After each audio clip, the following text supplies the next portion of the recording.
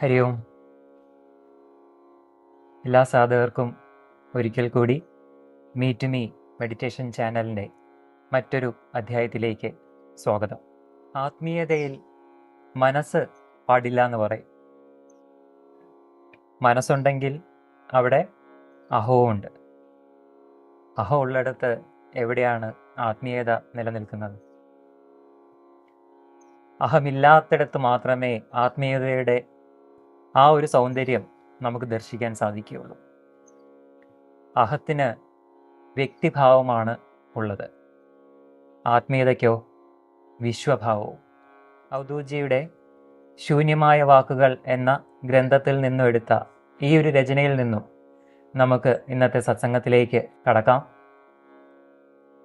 ഇന്ന് നമ്മൾ എത്തിച്ചേർന്നിരിക്കുന്ന ഈ ഒരു പുണ്യസ്ഥലം കൊല്ലം ജില്ലയിലെ ശാസ്താംകോട്ടയിലെ കരിന്തോട്ടുവ എന്ന് പറയുന്ന സ്ഥലത്താണ്. കരിന്തോട്ടുവയിൽ ഏറ്റവും പുണ്യമായിട്ടുള്ള ഒരിടം എന്ന് തന്നെ നമുക്ക് പറയാം. സച്ചിദാനന്ദ ആശ്രമം സ്വപ്രകാശ യോഗവിദ്യാ ഗുരുകുല പീഠം എന്ന പീഠത്തിലാണ് നമ്മൾ ഇന്ന് എത്തിച്ചേർന്നിരിക്കുന്നത്. ഇന്ന് നമ്മളോടൊപ്പം സത്സംഗത്തിനായിട്ട് നമുക്ക് ലഭിച്ചത് സ്വാമി ദിവാകരാനന്ദ ഭാരതി മഹാരാജാണ്. നമുക്ക് സ്വാമിജിയെ സ്നേഹപൂർവം നമ്മുടെ സത്സംഗത്തിലേക്ക് സ്വാഗതം ചെയ്യാം. നമസ്തേ സ്വാമിജി. സ്വാമിജി, അങ്ങയുടെ ബാല്യവും ഈ ആത്മീയതയിലേക്ക് കടന്നു വരാനുണ്ടായ സാഹചര്യം ഒന്ന് വ്യക്തമാക്കാമോ? തീർച്ചയായിട്ടും വ്യക്തമാക്കാം. അതായത് പൂർവ്വ ആശ്രമം പന്മന ദേശമാണ്. ചട്ടമ്പിസ്വാമിയുടെ സമാധിപീഠത്തിന് തൊട്ടടുത്താണ് എൻ്റെ പൂർവാശ്രമം. കുട്ടിക്കാലം തൊട്ട് 4-5 വയസ്സ് മുതൽ ആശ്രമത്തിൽ പോയി തൊഴാറുണ്ട്. അവിടെ കുറേ നേരം വിശ്രമിക്കാറുണ്ട്. അങ്ങനെ അവിടുത്തെ തിരുമേനിക്ക് എന്നോട് കുട്ടിക്കാലം തൊട്ട് വലിയ ഇഷ്ടവുമായിരുന്നു, വളരെ ഇഷ്ടമായിരുന്നു. അപ്പോഴേ അദ്ദേഹത്തിന് എന്തോ ഒരു പ്രത്യേകത എന്നോട് തോന്നിയിട്ടുണ്ട്. അത്താഴപൂജ കഴിഞ്ഞതിന് ശേഷം പിന്നെ ഞാൻ അവിടുന്ന് പോകാറുള്ളു. ആ സമയത്ത് അദ്ദേഹം ആദ്യമായിട്ട് അവിടുത്തെ നിവേദ്യം കൽക്കണ്ടവും മുന്തിരിങ്ങയോ ആദ്യം എനിക്കാണ് തരുന്നത്, പിന്നെ മറ്റുള്ളവർക്ക് കൊടുക്കാറുള്ളതായിരുന്നു. അതിനെപ്പറ്റി എനിക്ക് അന്നൊന്നും അറിയില്ല. കുഞ്ഞുകാലിലും 6-7 വയസ്സിനകത്ത് വെച്ചുള്ള സംഭവങ്ങളാണ്. അതിനുശേഷം പിന്നീട് ഞാൻ ആ തിരുമേനിയിൽ നിന്നും, അതായത് അന്ന് എനിക്ക് ഈ എല്ലാ പോകുന്ന അവസരത്തിൽ വീട്ടിലെ പൂർവാശ്രമത്തിൽ ഒരു ചെറിയ ഗോപുരം പോലെ ഞാൻ ഉണ്ടാക്കുമായിരുന്നു. ഈ അടയ്ക്കാമ്പര കീറുകൊണ്ടും വാഴപ്പോള കൊണ്ടും എല്ലാം ഉണ്ടാക്കിയിട്ട് അതിൻ്റെ മുന്നിലൊരു നിലവിളക്ക് കത്തിച്ചു വെക്കുമായിരുന്നു. അപ്പോൾ അതുവഴി പന്മന ആശ്രമത്തിലേക്ക് പോകുന്ന ആൾക്കാരെല്ലാം വീടിൻ്റെ മുന്നിൽ കൂടെ വഴിയുണ്ട്. അപ്പോൾ അവരെല്ലാം അവിടെ തൊഴുതിട്ടാണ് പോകുന്നത്. ആശ്രമത്തിൽ പോകുന്ന ആദ്യമായിട്ട് ഇവിടെ തൊഴുതിട്ട് അങ്ങോട്ട് പോകുന്നത്. അങ്ങനൊരു വലിയ സംഭവം ഉണ്ടായിട്ടുണ്ട്. എന്നിട്ട് ഞാൻ വിളക്ക് അതാണ് ചോദിച്ചിട്ട് പിന്നെ ഞാനും പോകും തൊഴാൻ. അങ്ങനെയാണ് ആ ചെറുപ്പകാലത്തുണ്ടായിട്ടുള്ളൊരു അനുഭവം. ഇനി എന്താണെന്ന് വെച്ചാൽ ചോദിച്ചേട്ടെ, ഇനി പറയാം. അങ്ങ് തുടർന്ന് പറയാം. എങ്ങനെ പറയാം. ശരി. അപ്പോഴേ പിന്നീടുള്ള സംഭവം എന്ന് പറയുന്നത്, വലിയ കുസൃതിയായിരുന്നു ഞാൻ. വലിയ കുസൃതി എന്ന് വെച്ചാൽ വലിയ കുസൃതിയായിരുന്നു. കാരണം അവിടെ ചെന്ന് കഴിഞ്ഞാൽ പിന്നെ ഒരു 10-12-13 വയസ്സ് പ്രായമുള്ളപ്പോഴേ ദീപാരാധന സമയത്ത് അവിടെ ഒരു വലിയ മണിയുണ്ട്. ആ വലിയ മണി ഞാനേ അടിക്കുകയുള്ളൂ. വേറെ ഏറ്റവും പ്രായമുള്ളവരൊക്കെ വന്നാൽ അവരെല്ലാം ഞാൻ തൊഴിച്ച് ദൂരെ കളയും. അങ്ങനൊരു സ്വഭാവം ഉണ്ടായിരുന്നു. അപ്പോൾ അത് ഞാൻ തന്നെയാണ് അത് അടിക്കുന്നത്. അപ്പോൾ പിന്നെ എനിക്ക് തന്നെ അവർ ഒഴിഞ്ഞു തരും. തന്നില്ലെങ്കിൽ ഞാൻ അപ്പോഴേ പ്രശ്നമാണ്. അത് ഇന്നത്തെ പത്മന ആശ്രമത്തിലെ സെക്രട്ടറി എന്ന് പറയുന്നത് ഗിരീശൻ എന്ന് പറയും. അദ്ദേഹത്തിന് ഏവിയേഷൻ എഞ്ചിനീയറിംഗ് കോളേജുള്ള കൂട്ടത്തിലാണ് തിരുവനന്തപുരത്ത്. ഇന്ന് ആ ആശ്രമത്തിൻ്റെ സെക്രട്ടറി അദ്ദേഹമാണ്. അതുപോലെ പ്രസിഡന്റ് വിജയൻപിള്ള, കുമ്പളത്തിൽ ശങ്കർപിള്ള എന്ന് പറയുന്ന അദ്ദേഹത്തിൻ്റെ ഇളയ മകൻ, അദ്ദേഹമാണ് ഇപ്പോഴത്തെ അവിടുത്തെ പ്രസിഡന്റ്. അപ്പോൾ ഈ ആശ്രമത്തിൻ്റെ പ്രവർത്തനം ഒരു നല്ല രീതിയിൽ തുടങ്ങിയ അന്ന് അവിടെ ആരും സന്യാസിമാരൊന്നും താമസമൊന്നുമില്ല. അപ്പോഴേ ആശ്രമത്തിൻ്റെ പ്രവർത്തനം പിന്നെ കൈവല്യാനന്ദ സ്വാമി എന്ന് പറഞ്ഞ ഒരു സന്യാസി അവിടെ വന്നുകൂടി. അദ്ദേഹമാണ് ആശ്രമത്തിന് ഡെവലപ്മെന്റ് വരുത്താനുണ്ടാക്കിയ എല്ലാ കാര്യങ്ങളും. അപ്പോൾ ആശ്രമത്തിന് ജീവൻ വീണു. അപ്പോൾ അതിനു മുമ്പ് തന്നെ അപ്പോൾ കുമ്പളത്തിൽ ശങ്കരപിള്ള അദ്ദേഹം കിരീടം ഇല്ലാത്ത രാജാവെന്നാണ് അറിയപ്പെട്ടിരുന്നത്. ആ രീതിയിലായിരുന്നു. അപ്പോൾ അതിലെനിക്ക് നല്ല ഓർമ്മയുണ്ട്. അപ്പോഴേ ഞാൻ എനിക്ക് ജീവിക്കുന്നതിന് വേണ്ടി ഒരു ചെറിയ തൊഴിൽ കിട്ടിയിരുന്നു. അത് കുമ്പളത്ത് സരസ്വതി അമ്മ എന്ന് പറയുന്ന ആ അമ്മ പ്രാക്കളം പാസി ദേവസ്വം ബോർഡ് പ്രസിഡൻ്റായിട്ടിരിക്കുമ്പോഴേ ആ അമ്മ പറഞ്ഞു, ഇവനൊരു ജോലി കൊടുക്കണം എന്ന് പറഞ്ഞു. അങ്ങനെ എനിക്ക് ശാസ്താംകോട്ട ദേവസ്വം ബോർഡ് കോളേജിൽ അപ്പോൾ പ്രാക്കളം പാസി അവിടെ വന്നിരുന്നു, കുമ്പളത്ത് വന്നിരുന്നു. അങ്ങനെ പറഞ്ഞു. അപ്പം ബാസി അദ്ദേഹം എന്നോട് ചോദിച്ചു, നീ എനിക്ക് എതിരായിട്ടൊക്കെ രാഷ്ട്രീയത്തിൽ പ്രവർത്തിക്കുന്നതല്ലോടാ, അതുകൊണ്ട് നിനക്ക് ഇവിടെ ജോലിയൊന്നും തരാൻ ഉദ്ദേശമില്ലെന്ന് പറയും. ഞാൻ പറഞ്ഞു, എനിക്ക് രാഷ്ട്രീയമൊന്നുമില്ല, എല്ലാ രാഷ്ട്രീയവും ഒരുപോലെയൊക്കെ ഉള്ളതെന്ന് പറയും. എന്തായാലും അപ്പോൾ അന്ന് principal Devaswom board college principal NT ഉണ്ണിത്താനെന്ന് പറഞ്ഞാൽ അദ്ദേഹം അവിടെ ഉണ്ട്. അപ്പം അദ്ദേഹത്തോട് പറഞ്ഞു, നാളെ അവനങ്ങ് വരും, അവന് ജോലി കൊടുത്തേക്കാൻ പറഞ്ഞു. ആപ്ലിക്കേഷൻ ഒന്നും കൊടുത്തിട്ടില്ല. പിറ്റേ ദിവസം ഞാൻ കോളേജിൽ ചെന്നു കഴിഞ്ഞപ്പോൾ എന്നോട് പറഞ്ഞ്, ജോലിയൊന്നും തരാൻ നോക്കുന്ന കാര്യമില്ല, അതിനൊക്കെ ചില നിയമങ്ങളില്ല. പിന്നെ ഇന്നലെ പറഞ്ഞതോ, പ്രസിഡന്റ് പറഞ്ഞത് സാറ് കേട്ടില്ലയോ? നിൽക്ക്, ഞാൻ വിളിച്ച് ചോദിക്കട്ടെ സെക്രട്ടറിയെ. അങ്ങനെ സെക്രട്ടറിയെ വിളിച്ച് ചോദിച്ചപ്പം പ്രസിഡന്റ് അദ്ദേഹം പറഞ്ഞിട്ടുണ്ടെന്നുണ്ടെങ്കിൽ ഇന്ന് തന്നെ രാവിലെ തന്നെ അദ്ദേഹത്തിന് ജോയിൻ ചെയ്യിച്ചേക്കാൻ പറഞ്ഞു. അങ്ങനെ എന്നെ കൊണ്ട് രാവിലെ തന്നെ ജോയിൻ ചെയ്യിച്ചു. അപ്പം അന്നത്തെ ഈ ജോയിൻ ചെയ്യിക്കാന്ന് പറഞ്ഞാൽ ലാസ്റ്റ് ജീവനക്കാരനായിട്ടാണ് അന്ന് നിയമിച്ചതേ. വിദ്യാഭ്യാസമൊക്കെ കുറവാണ്, എനിക്ക് വിദ്യാഭ്യാസമൊന്നുമില്ല. അപ്പോൾ കുട്ടിക്കാലം തൊട്ട് ഞാൻ എല്ലാവരോടും പറയും, എനിക്ക് ജോലി കിട്ടും എന്ന് എല്ലാവരോടും പറയുമായിരുന്നു. ഞാൻ എന്തായിരുന്നാലും ജോലി അത് കിട്ടിയല്ലോ, അപ്പോൾ സന്തോഷമുണ്ട്.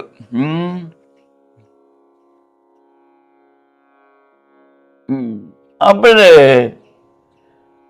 പിന്നീട് അപ്പോൾ 24-ാമത്തെ വയസ്സിലാണ് ജോലിയിൽ പ്രവേശിക്കുന്നത്. അതിനുശേഷം ഈ സന്യാസിമാരെയൊക്കെ കാണുമ്പോൾ ആദ്യമൊക്കെ ഈ സന്യാസിമാർ വലിയ വയറുമൊക്കെ ആയിട്ട് വലിയ ബാഗൊക്കെ തൂക്കി പിടിച്ച് ഇങ്ങനെ വീടിൻ്റെ അടുത്തോടെ ഇങ്ങനെ പോകുമ്പോഴേ ഇവരൊക്കെ എന്തൊരു പിച്ചക്കാരാണെന്നോ എന്തുവാ എന്നൊന്നും അറിയത്തില്ല. സന്യാസത്തെ പറ്റി ഒന്നും അറിയില്ലല്ലോ നമുക്ക്. അപ്പോൾ ഒരുപാട് സന്യാസിമാരിങ്ങനെ വലിയ ബാഗൊക്കെ കൂട്ടി വലിയ ശരീരമുള്ളവരൊക്കെ പോകുമ്പോൾ ചെല്ലിനടാ ഉണ്ണിനിടാ എന്നിങ്ങനെ പറയുമായിരുന്നു. അന്നത്തെ കാലഘട്ടത്തിൽ അങ്ങനെയുണ്ട്. അന്ന് വലിയ നീണ്ടൻ തൊടിയിലേക്കുള്ള കാലഘട്ടവും കൂടാ. അപ്പോൾ അന്ന് ഉണ്ട് സവർണനെന്നും അവർണനെന്നും ഒക്കെ ഒരുപാട് കാര്യങ്ങളുണ്ട്. അപ്പോൾ ഇങ്ങനെ ഉണ്ണാനൊന്നും പോകാറില്ല. അപ്പോൾ കുമ്പളം അദ്ദേഹം അങ്ങനെ അവിടെ ഇരിക്കും. ഞങ്ങൾ പിന്നെ പരിപാടിക്കെല്ലാം 12 ദിവസം പരിപാടി അവിടെ. ഒരു ദിവസം കഥകളി, പിന്നെ ഓരോ പരിപാടി കൂടുതലും പാട്ട് കച്ചേരി ആണ്, അല്ലാതെ മറ്റ് പരിപാടികളൊന്നുമില്ല. പാട്ട് കച്ചേരിയും കഥകളി ഇതൊക്കെ തന്നെ 12 ദിവസവും ഉണ്ട്. അപ്പോൾ ഒരു മണ്ഡലകാലം അവിടെ പൂജ നടക്കും. വൃശ്ചികം തൊട്ട് തുടർന്ന ഒരു മണ്ഡലം 41 ദിവസം പരിപാടിയുണ്ട്. അപ്പോൾ ഞാൻ അതിൽ എല്ലാം പങ്കെടുക്കും. അന്ന് ചെണ്ടമേളമൊക്കെ ഉണ്ട്. സന്ധ്യയ്ക്ക് ദീപാരാധനയ്ക്ക് മുമ്പ് ചെണ്ടമേളമുണ്ട്, ദീപാരാധന സമയത്തുണ്ട്. അതെല്ലാം കഴിഞ്ഞ് കഴിഞ്ഞാൽ ഞാൻ അവിടുത്തെ വലിയ തിരുമേനി അദ്ദേഹം അടുത്ത ഒരു തിണ്ണയ്ക്ക് ഇങ്ങനെ ഇരിക്കും. ഞാൻ അവിടെ രണ്ട് കൈയും കെട്ടി അങ്ങനെ നിൽക്കും. നിന്ന് കഴിഞ്ഞാൽ അത് കൃത്യം 5 മണിയാകുമ്പോൾ ഞാൻ അവിടെ ചെല്ലും. കോളേജിലെ ജോലി എന്ന് പറഞ്ഞാൽ അതിനു മുമ്പ് ഞാൻ ഇനി എന്തെല്ലാം പ്രശ്നമായാലും 5 മണിക്ക് മുമ്പ് ഞാൻ ആശ്രമത്തിൽ ചെന്നിരിക്കും. അവിടെ ചെന്ന് കഴിഞ്ഞാൽ അദ്ദേഹം ഈ വലിയ വിളക്കിൽ 108 തിരിയിടുന്ന ആ വിളക്കിൽ തിരി ഇങ്ങനെ ഇട്ട് എന്നെ അതിൽ തൊഴും. എന്നോട് ആധ്യാത്മിക വിഷയങ്ങളാണ് സംസാരിക്കുന്നത്, ഈശ്വരനെ പറ്റി പറയുകയാണ്. അത് തുടർച്ചയായി 2 വർഷം അതേ എനിക്ക് ക്ലാസ് എടുത്തു എന്നുള്ളതാണ്. ആ സമയത്ത് ആരെല്ലാം വന്ന് നിന്നിരുന്നാലും അത് ആർക്കും പ്രസാദം കൊടുക്കാൻ എഴുന്നേൽക്കാകട്ടെ, ആ ഇരുത്ത ദീപാരാധന സമയത്ത് അല്ലാതെ കണ്ട് അദ്ദേഹം അവിടുന്ന് എഴുന്നേറ്റിട്ടില്ല. അപ്പോൾ പലരും ചോദിക്കും, എന്താ അവനെ ഇത്ര അങ്ങ് ഉടനെ സന്യസിപ്പിക്കാനുള്ള പരിപാടിയാണെന്നോ എന്നൊക്കെ പലരും ചോദിച്ചിട്ടുണ്ട്. അതിനൊക്കെ അദ്ദേഹം തന്നെ മറുപടി ഒന്നും അന്നേരം ഒന്നും പറഞ്ഞിട്ടില്ല. അവസാനം ദീപാരാധന കഴിഞ്ഞ് ഒരു 7 പിന്നെ അത്താഴ പൂജകൾ കഴിഞ്ഞ് ഞാൻ അവിടുന്ന് പോരുകയുള്ളൂ. അങ്ങനെ ആ പന്മന ആശ്രമമായിട്ടാണ് എനിക്ക് ആദ്യമായിട്ടുണ്ടാകുന്ന ബന്ധം. തിരുമേനി 2 വർഷം എനിക്ക് ക്ലാസ് തന്നു, ഒറ്റ ദിവസം മുടങ്ങാതെ. അദ്ദേഹം ഗൗവീനധാരിയായിട്ട് വടക്കേ ഇന്ത്യയിലെല്ലാം സഞ്ചരിച്ച ഒരു തിരുമേനിയും കൂടെ ആയിരുന്നു. അങ്ങനെയും കൂടെ ഉണ്ട്. പിന്നീട് അദ്ദേഹം ഗൃഹസ്ഥനായി കഴിഞ്ഞപ്പോൾ അദ്ദേഹത്തിൻ്റെ മൂത്ത പുത്രനെ ഞങ്ങൾ ഒരുമിച്ച് പഠിക്കാനുള്ളൊരു സാഹചര്യം ഉണ്ടായി. അദ്ദേഹത്തിന് സമാധിയായി കഴിഞ്ഞപ്പോൾ പിന്നെ മൂത്ത പുത്രനാണ്. അദ്ദേഹം ഹൈസ്കൂൾ LP സ്കൂളിൽ അധ്യാപകനായിരുന്നു. അങ്ങനെ പിന്നെ ഞങ്ങൾ കലാരംഗങ്ങളിലൂടെയൊക്കെ പോയിട്ടുണ്ട്. നാടകമൊക്കെ കളിക്കുമായിരുന്നു. 1 വർഷം 2 നാടകം പഠിക്കും. ഒന്ന് സമാധി സമയത്തും ഒന്ന് അദ്ദേഹത്തിൻ്റെ ജന്മനാളിനും, ചട്ടമ്പി സ്വാമിയുടെ. അപ്പോൾ അങ്ങനെ കുറേ നാടകം കളിച്ചിട്ടുണ്ട്. തിരുമേനിയുണ്ട് നാടകത്തിൽ. അപ്പോൾ ഞങ്ങൾ സുഹൃത്തുക്കൾ പോലുള്ളൊരു ജീവിതക്രമമാണ് അന്നുണ്ടായിരുന്നിട്ടുള്ളത്. പിന്നീട് എനിക്ക് ഈ കാട്ടിൻ മേക്കതിൽ എന്ന് പറഞ്ഞൊരു ക്ഷേത്രമുണ്ട്, കടത്തീരത്തുള്ളതാണ്.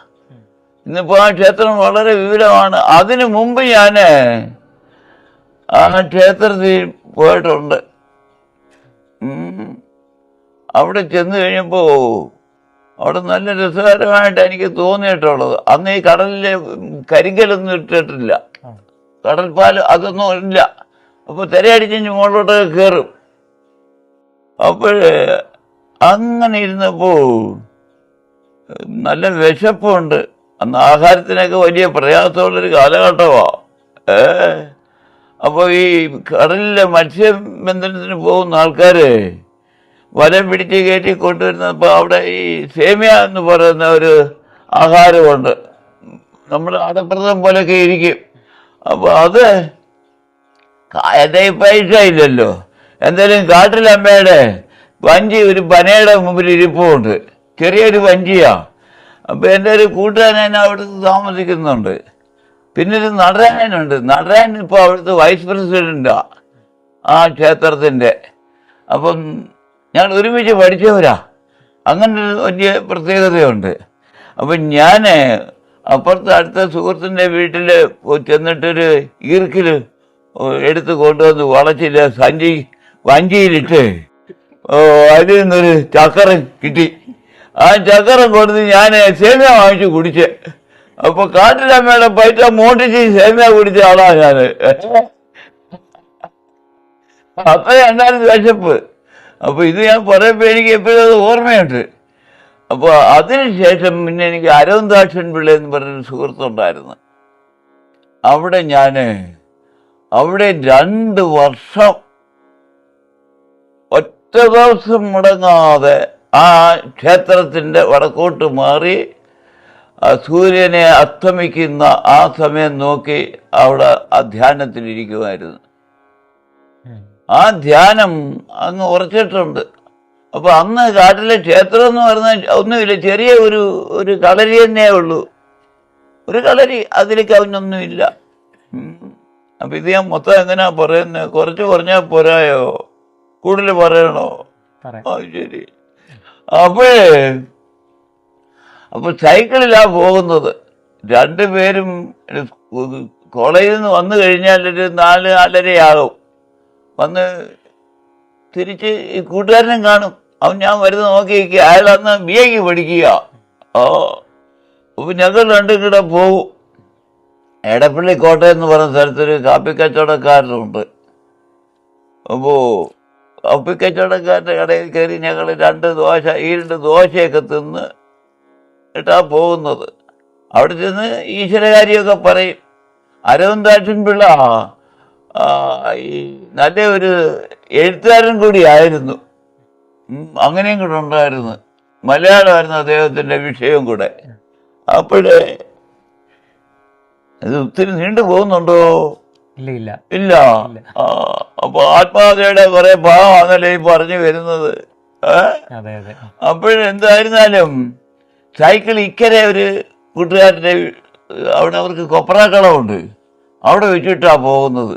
അപ്പൊ പിന്നെ ഈ സൂര്യൻ അസ്തമിച്ച് കഴിഞ്ഞാൽ ഞങ്ങൾ നേരെ വടക്കോട്ടങ്ങ് നടക്കും. കടൽ തീരത്തൂടെ നടന്ന് പിന്നെ എവിടാ വന്ന് കയറുന്നൊന്നും അറിയത്തില്ല. ചിലപ്പോൾ ഏതാണ്ട് ഒരു 2-3-4 കിലോമീറ്റർ അങ്ങ് വടക്ക് പോകും.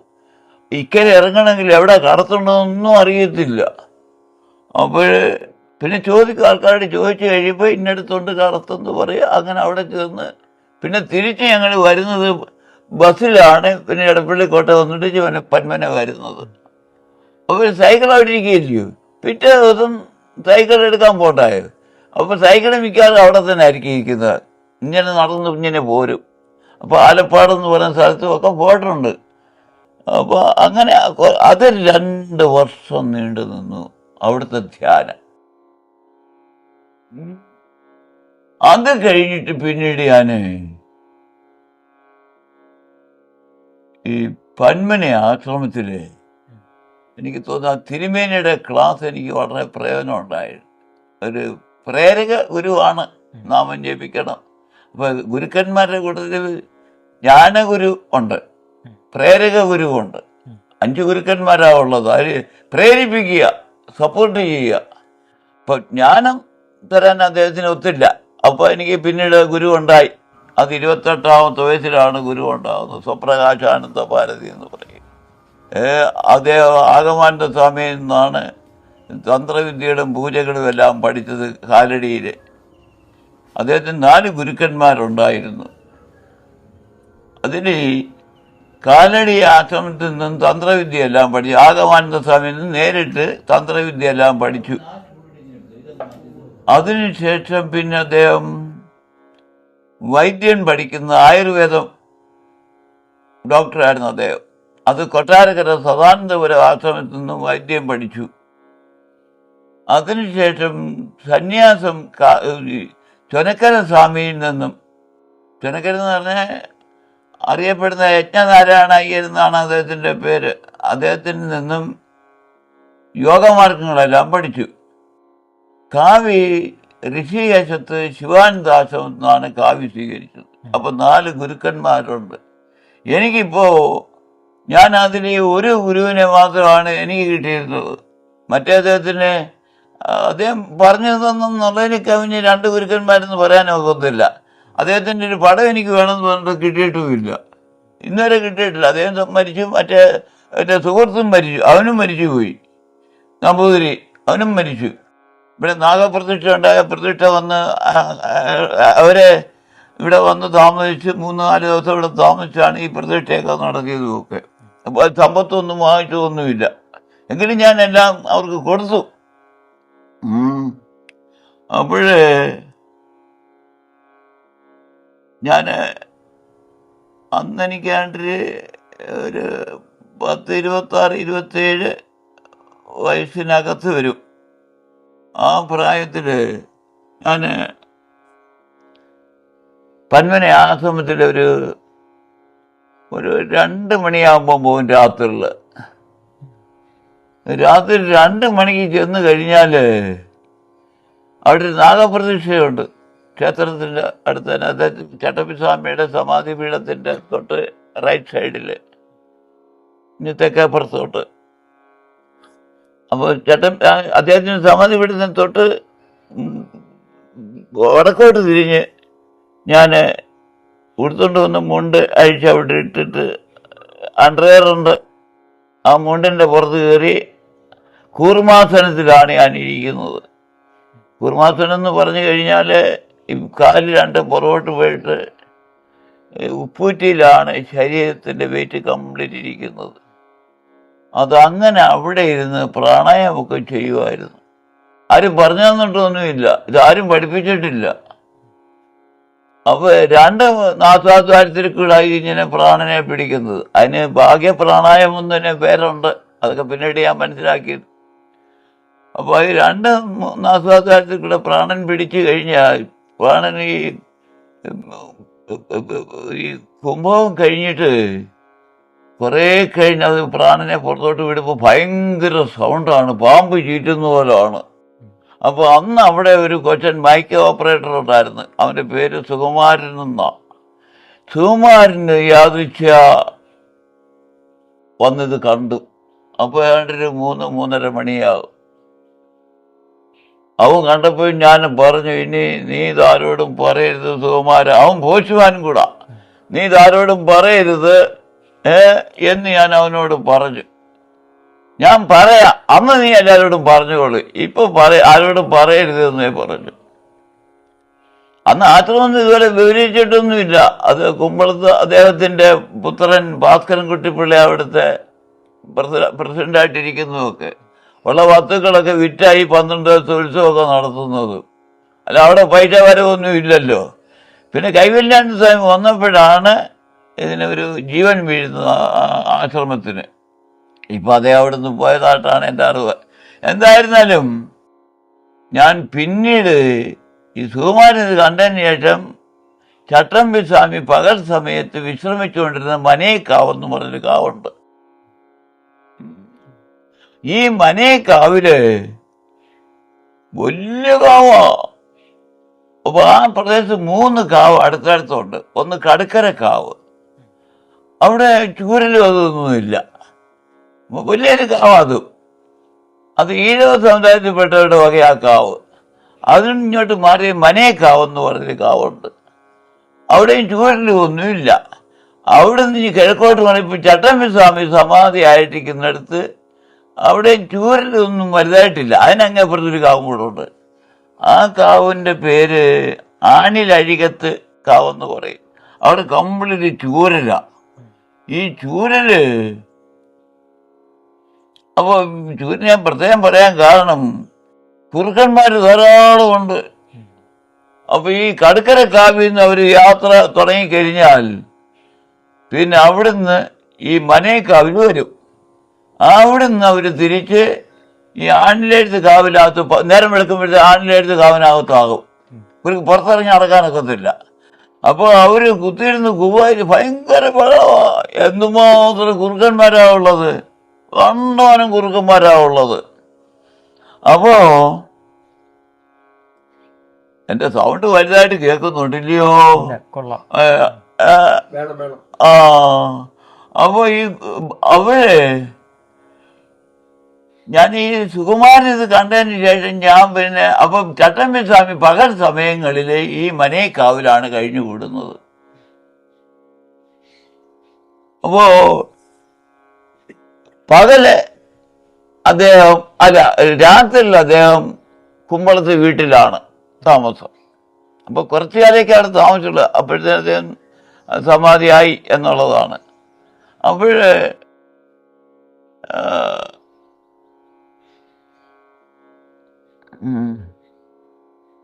അപ്പം ഞാൻ അതിൻ്റെ ഒരു 2 മണിക്ക് മനേക്കാവിനകത്ത് കയറും.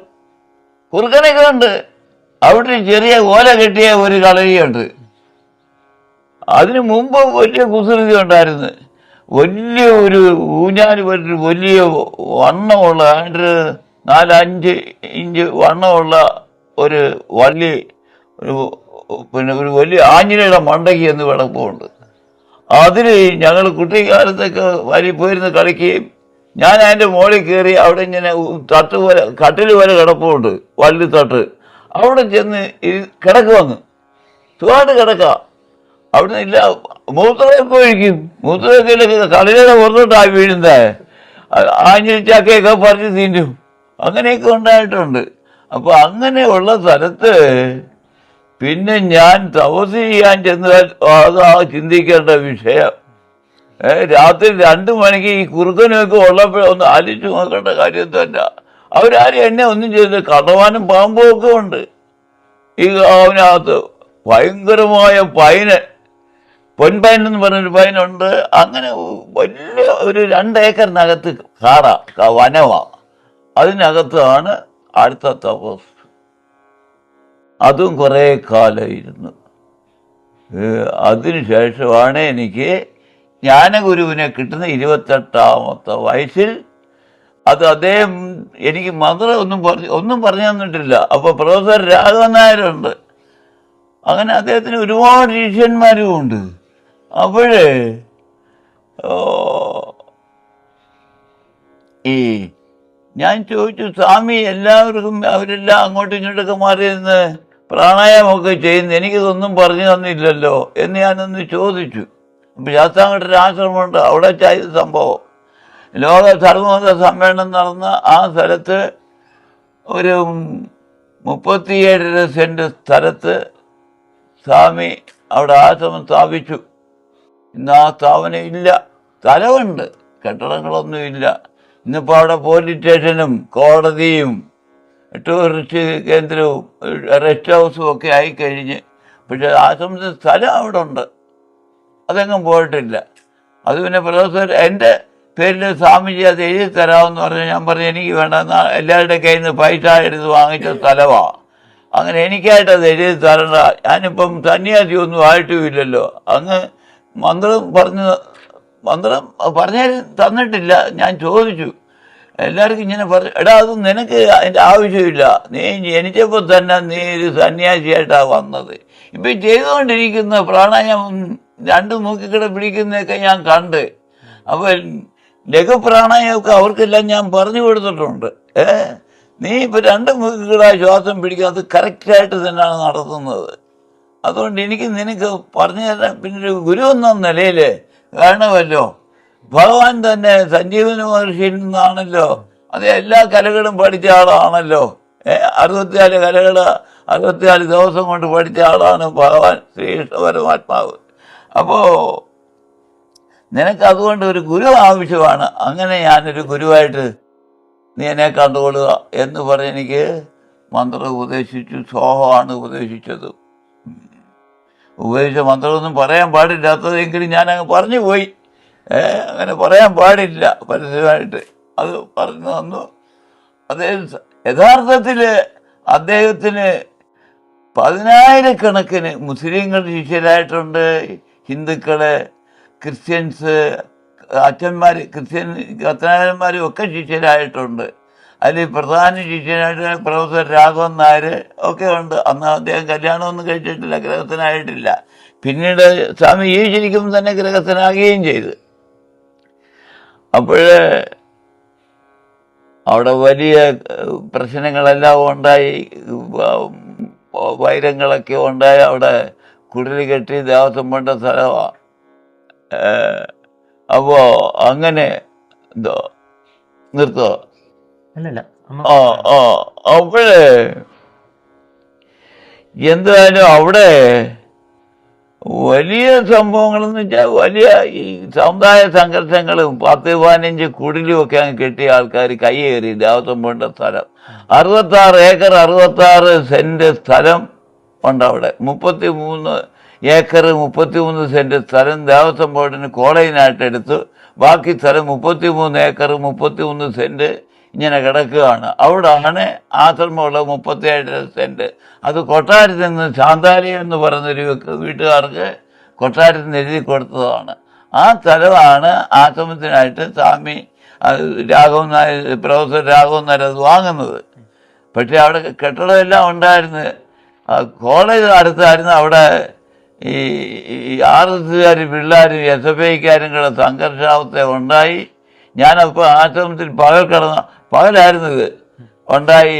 അവിടെ കിടക്കുന്ന അവസരം അവന്മാർ വന്ന് ഈ പിള്ളേരെ തല്ലി ആപ്പാടെ നാശമായി. 1-2 പേര് ഓടി ആശ്രമത്തിൽ വന്ന് കയറി. അവസാനം എന്നോട് പറഞ്ഞു, സ്വാമി ഇറങ്ങി പോകാൻ പറഞ്ഞു. ഞാൻ പറഞ്ഞു, എൻ്റെ വീടായത്, ഞാൻ പോകേണ്ട കാര്യം എന്തുവാ? അവരെന്നെ അങ്ങ് തല്ലി ശരിയാക്കി അടിച്ചങ്ങ് ചത്തെന്ന് പറഞ്ഞ് അവർ പോയി. ഒരു കൂട്ടം കുപ്പി അവിടിപ്പുണ്ടായിരുന്നു, പാല് കൊണ്ടുവരുന്ന ആൾക്ക് സ്വാമി വരുമ്പോഴേ പാല് കൊണ്ടുവരുന്നതാ. അങ്ങനെയുള്ള കുറേ കുപ്പി അവിടെ ഇപ്പോൾ ഉണ്ടായിരുന്നു. ആ കുപ്പി തല്ലിപ്പൊട്ടിച്ചിട്ടിട്ട് എന്നെ പിടിച്ച് അതിൻ്റെ പുറത്ത് കമത്തി കിടത്തി കയറി നൃത്തം ചെയ്ത് ഇറ്റയെ വാരിയിട്ട് ചവിട്ടി ശരിയാക്കി. പക്ഷെ എന്തായാലും ഗുരുക്കന്മാരുടെ മഹാഭാഗ്യം കൊണ്ട് ശാസ്താവിൻ്റെ അനുഗ്രഹം കൊണ്ട് ഒരു തുള്ളി രക്തം എൻ്റെ ശരീരത്തിൽ നിന്ന് പോയില്ല. അവസാനം ചത്തെന്നും പറഞ്ഞ് കോളേജിൽ നിന്ന് പ്രിൻസിപ്പൽ, അന്ന് വാഹനമൊക്കെ അവിടെ അന്നില്ലാത്ത ഒരുപാട് വാഹനമൊന്നും ഇല്ല അന്നത്തെ കാലഘട്ടത്തിലേ. എങ്ങനെ പ്രിൻസിപ്പലിൻ്റെ കാറിനകത്ത് ഇല്ല ഒരു ചെറുക്കനെ തലയ്ക്ക് വെട്ടി അവനെ അങ്ങ് ശാസ്താവിൻ്റെ കായലിലോട്ട് കളഞ്ഞ്. അവസാനം പോലീസെല്ലാം വന്ന് പിന്നെ അവനെ എടുത്ത് ആസ്പത്രിയിൽ കൊണ്ടുപോയി. അങ്ങനെ ഉള്ള ഒരു സംഭവം അവിടെ ഉണ്ടായി. അത് ഭയങ്കര ഇതാണ്. അപ്പോൾ അന്ന് ഞാൻ ശപഥം ചെയ്തു, ഇനി എവിടെയെങ്കിലും ഒരു ആശ്രമം ഉണ്ടാക്കിയതിന് ശേഷം ഈ ഭൂമി ഞാൻ കാലുകുത്തുകയുള്ളൂ. അങ്ങനെ കരിന്തോട്ടം ആശ്രമം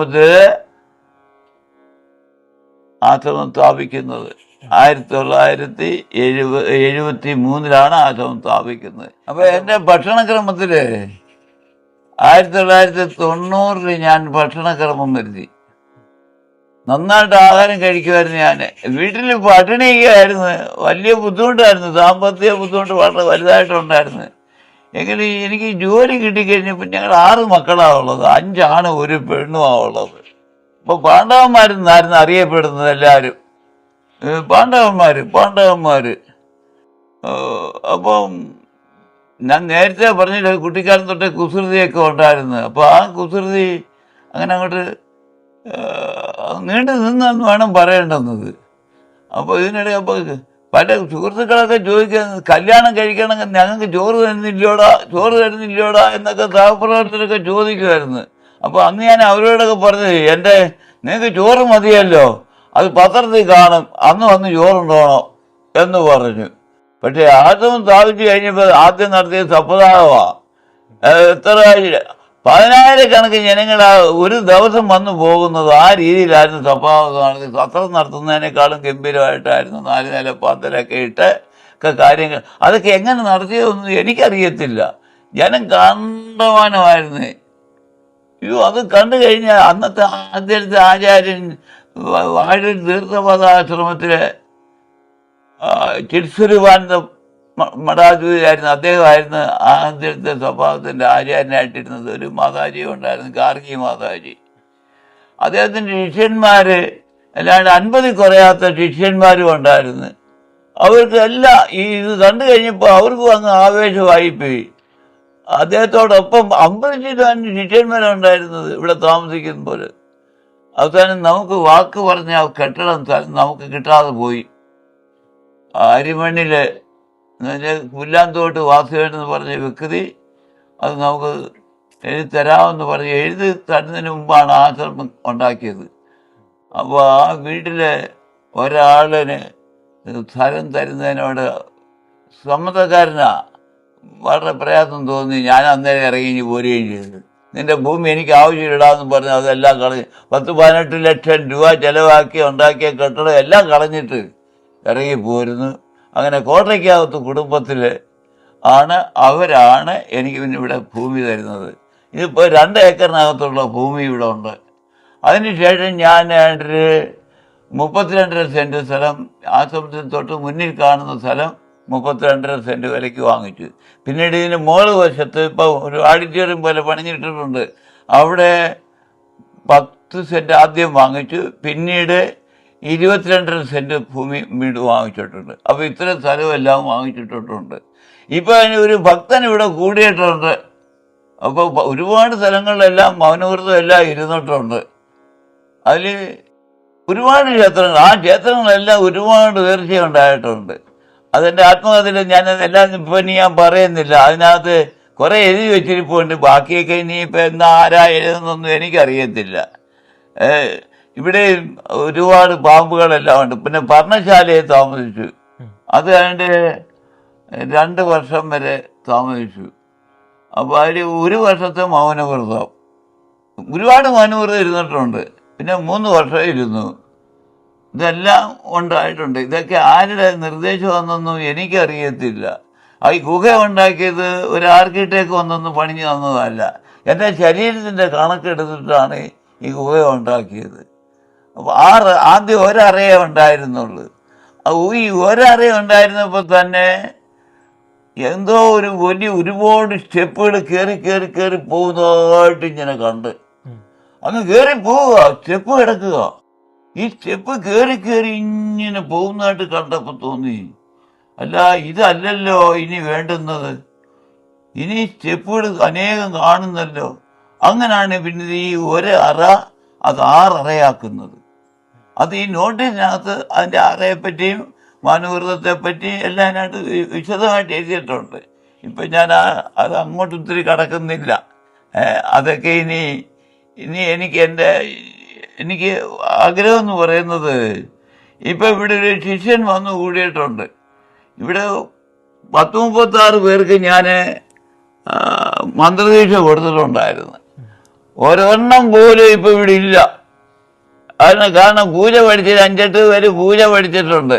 അവർക്കൊക്കെ ക്ഷേത്രത്തിൽ ഉപജീവനമാർഗമായിട്ട് അവരെല്ലാം പോയി കഴിഞ്ഞ്. പിന്നെ എന്ത് കഷ്ടം എന്ന് പറയാം, ഞാൻ അനുഷ്ഠാനം ചെയ്തുകൊണ്ടിരിക്കുമ്പോഴേ ഈ അനുഷ്ഠാന രഹസ്യമാവതേ അങ്ങനെ എനിക്ക് മൂത്ര തടസ്സമുണ്ടായി. അനുഷ്ഠാനത്തിൻ്റെ ഒരു ക്രമമാണ് അത് ഞാനത് ഇപ്പോൾ അത് പറയാൻ വിവിധ ചടങ്ങോടുകൂടി അത് പറയാൻ പാടില്ലെന്ന് എനിക്ക് തോന്നുന്നു. അതുകൊണ്ട് എങ്കിലും ആ അനുഷ്ഠാനത്തിൽ പറയാതിരിക്കുന്നത് എങ്ങനെയാ, അതായത് ഈ ജനനേന്ദ്രത്തെ പിടിച്ച് തുടയോട് ചേർത്ത് കൂർമാസം തന്നെ ഇരിക്കുന്നത്. അങ്ങനെ അവിടെ നീര് പോലെ ഉള്ളിൽ വന്ന് മൂത്രം പോകുന്ന സ്ഥലത്ത് മാംസം കിളിച്ചിറങ്ങി. അപ്പോൾ പിന്നെ അത് ഓപ്പൺ ചെയ്യേണ്ടതായിട്ട് വന്നു. എനിക്ക് ഇരുന്ന് നാമം ജപിക്കുന്നതിന് വേണ്ടി, മെഡിറ്റേഷൻ ചെയ്യുന്നതിന് വേണ്ടി ഒരു ഇരിപ്പിടത്തിന് വേണ്ടി ഞാൻ മലബാറിൽ പോയി എന്തായാലും അത് കൊണ്ടുവന്ന് അങ്ങനെ ഒരു ക്രിസ്ത്യാനിയുടെ വീട്ടിൽ ഒരു ദിവസം ഉറങ്ങുന്നു ആശ്രമം ഉണ്ടാക്കിയതിന് ശേഷം. അല്ല ഒറ്റ ഭവനങ്ങളിലും പോയിട്ടില്ല. ഇനിയോട്ട് പോകാനുള്ള ആഗ്രഹമുണ്ടോ? ഇല്ല.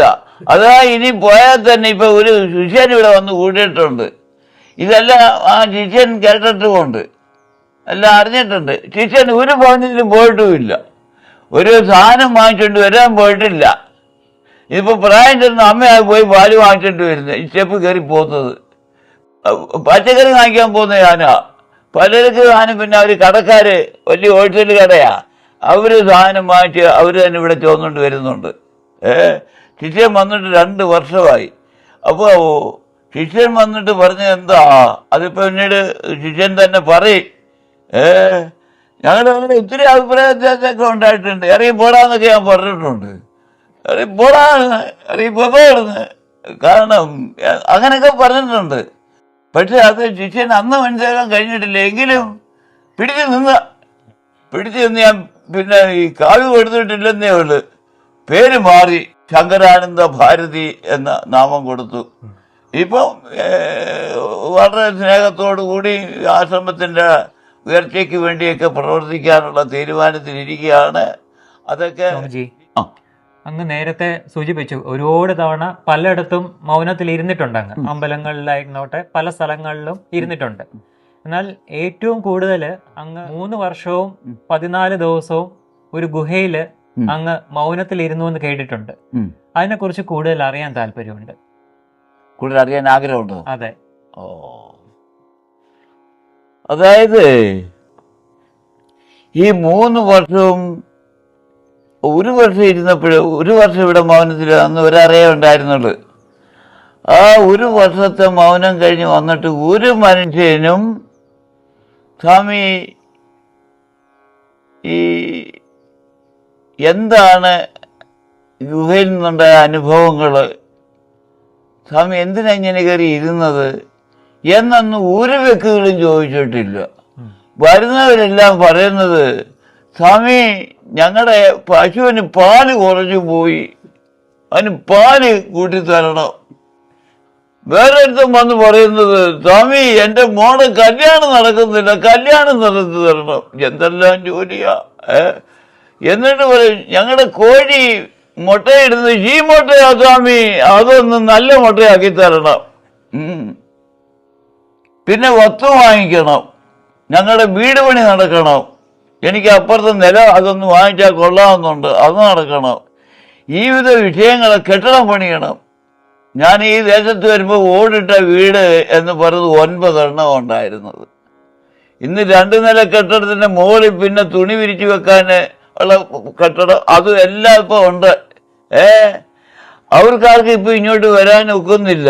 ഇവിടെ നമ്മള് ആഴ്ചയിലും, അതായത് എല്ലാ വെള്ളിയാഴ്ച ദിവസവും ലളിതാ സഹസ്രനാമ അർച്ചന ശ്രീചക്ര വിട്ടായിരുന്നത് നടത്തിക്കൊണ്ടിരുന്നത്. പൗർണമി നാളില് പിന്നെ അർച്ചന നടത്താനായിട്ട് കുറഞ്ഞ ഒരു 10-20 ആൾക്കറിയാതെ കാണുമായിരുന്നു. ഇപ്പൊ ആർക്കും സമയമില്ല.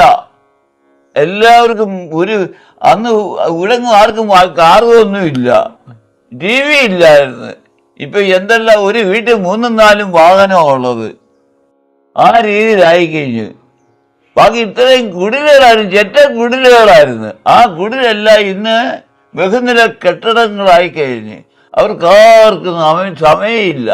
ഇവിടെ പുരുഷസൂക്ത മന്ത്രം, എന്തെല്ലാം മന്ത്രങ്ങൾ പഠിപ്പിച്ചു, ഭഗവത്ഗീത പഠിപ്പിച്ചു, ഉപനിഷത്ത് പഠിപ്പിച്ചു, ബ്രഹ്മസൂത്രം. ഹിന്ദുവിന്റെ മതഗ്രന്ഥം എന്താണെന്ന് ചോദിച്ചാൽ അറിയത്തില്ല, ആസം എന്താണെന്ന് ചോദിച്ചാൽ അറിയാൻ പാടില്ലാത്ത ദേശത്ത് വാറ്റും കുടി അല്ലാതെ കണ്ട് വേറെ ഒരു പരിപാടിയില്ലാത്ത ദേശത്ത് ഇങ്ങനെ ആശവും തുടങ്ങി തന്നെ പല ആൾക്കാരും ഭരണിക്കാറുള്ള ഒരുപാട് ആൾക്കാർ എൻ്റെ അടുത്ത് പറഞ്ഞ്, ചാത്താങ്കട്ട ഭരണിക്കാറുള്ളത്, സ്വാമി വല്ലാത്ത സ്ഥലത്ത് എന്നാണെന്നല്ല ഇങ്ങനെ ആശ്രമം ഉണ്ടാക്കിയത്. അപ്പം ഞാൻ അവരോട് പറഞ്ഞത്, അവിടെയാണ് നന്നാകേണ്ടുന്നത്. ഇതെല്ലാം നിൽക്കണം, സൂക്ഷ്മം. അതുപോലെ തന്നെ അത് സംഭവിച്ചു എന്നുള്ളതാണ്. ഒറ്റ വീട്ടിൽ വാറ്റില്ല, ആരും കുടിക്കത്തില്ലായിരുന്നു.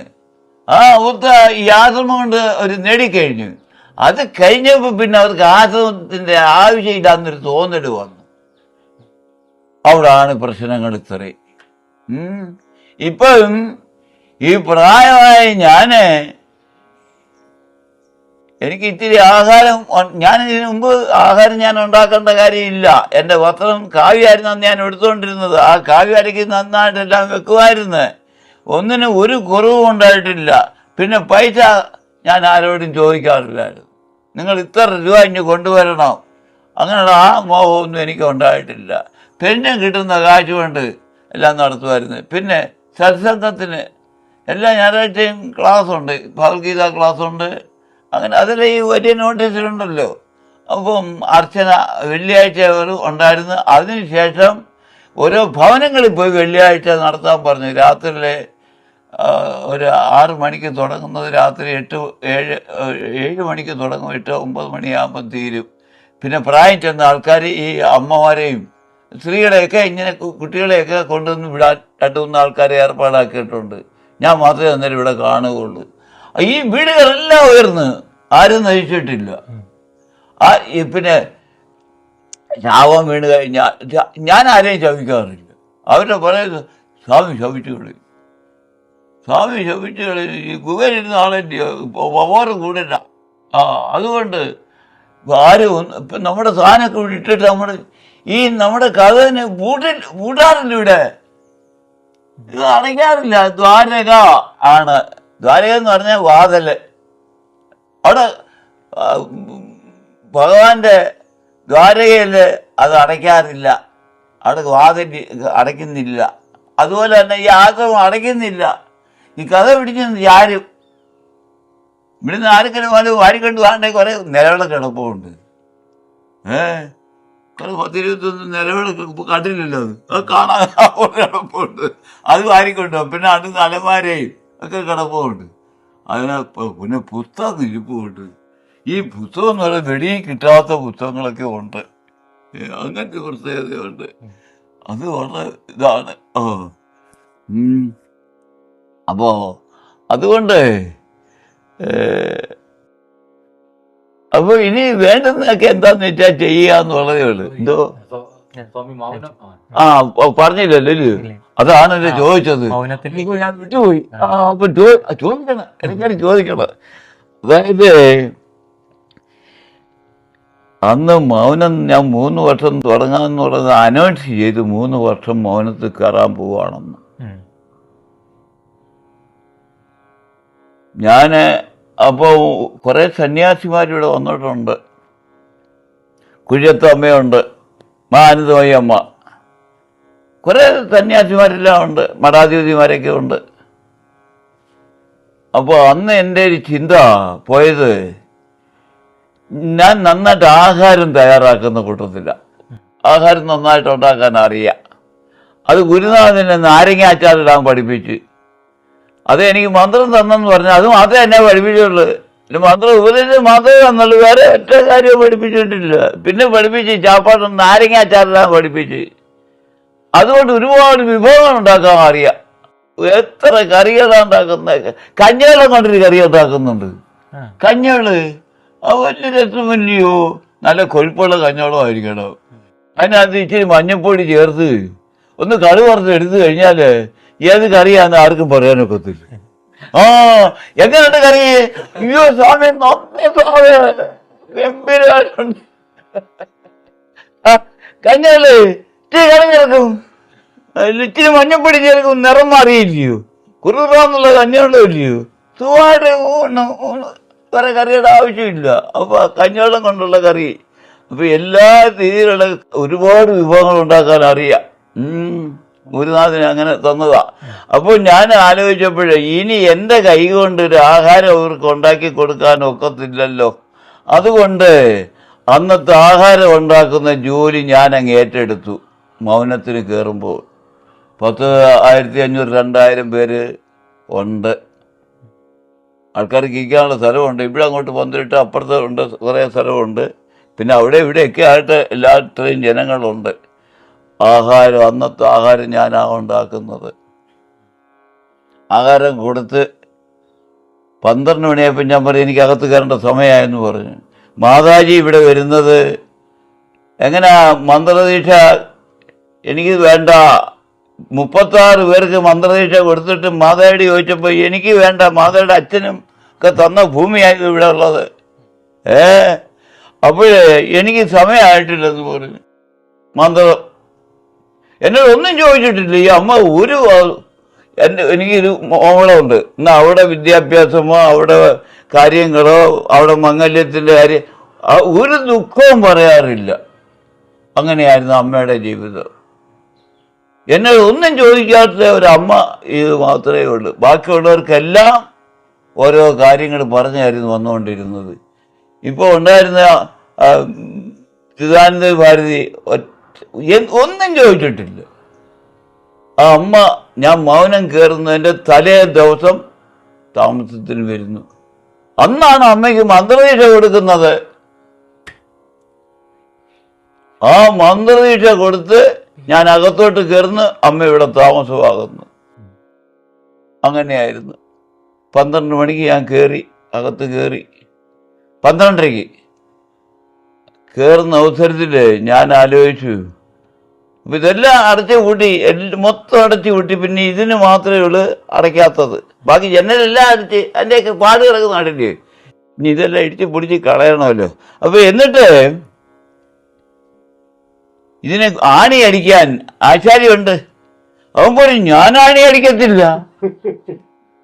കാരണം അതിനകത്തോടും ചത്ത് കഴിഞ്ഞാൽ ഞാനാ അടക്കെന്ന് പറയും, കഥ അടച്ചത് ഞാനാന്ന് പറയും. അതുകൊണ്ട് എനിക്ക് പോലീസ് സ്റ്റേഷനിൽ പോകാൻ വയ്യ. 3 വർഷം ഇരിക്കാൻ പോകുന്നത്, മൊത്തം അടങ്ങിയില്ലയോ. അപ്പോൾ ലൈറ്റ് ഫാനിൻ്റെ എല്ലാം ഇനി ഊരി കൊടുത്ത് ഞാൻ കറണ്ട് കംപ്ലീറ്റ് വിച്ഛേദിച്ചു. അങ്ങനെയായിരുന്നു. ഒന്നുമില്ല, ഫാനില്ല, അതിനകത്ത് ഒന്നുമില്ല, ഒരു വെട്ടവും ഇല്ല.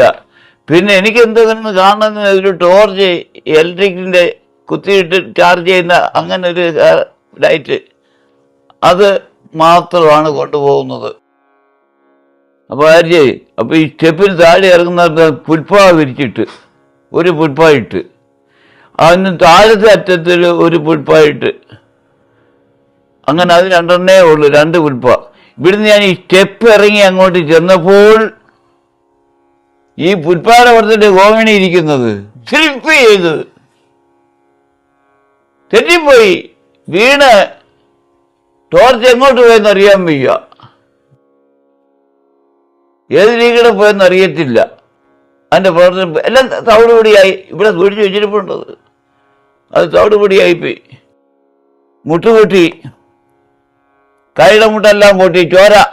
എന്താ അനുഭവം! അയ്യോ, എന്തോ ഇത് ചെയ്ത് വന്നിരിക്കുന്നത്. എന്തെങ്കിലും ആട്ടോ, അതോ പല്ലുവേദന വന്ന് പല്ലെടുത്തിട്ട് ശിക്ഷ എടുക്കാതെ കൂടെ അതിനകത്ത് കയറിയേക്കുന്നത്, അത് അതിനേക്കാൾ വിചിത്രം. 2-3 പല്ലങ്ങ് എടുത്തുന്നേ, ഇപ്പൊ താഴെ പല്ലൊന്നും ഇല്ല, എല്ലാം അങ്ങ് പോയി. അപ്പൊ അതിന്റെ ശിക്ഷ എടുത്തിട്ടും ഇല്ല.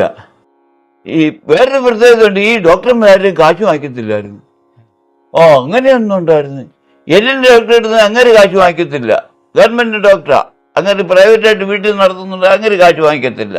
ENTയുടെ അവിടെ ചെന്ന് അയാൾ കാശ് വാങ്ങിക്കത്തില്ല.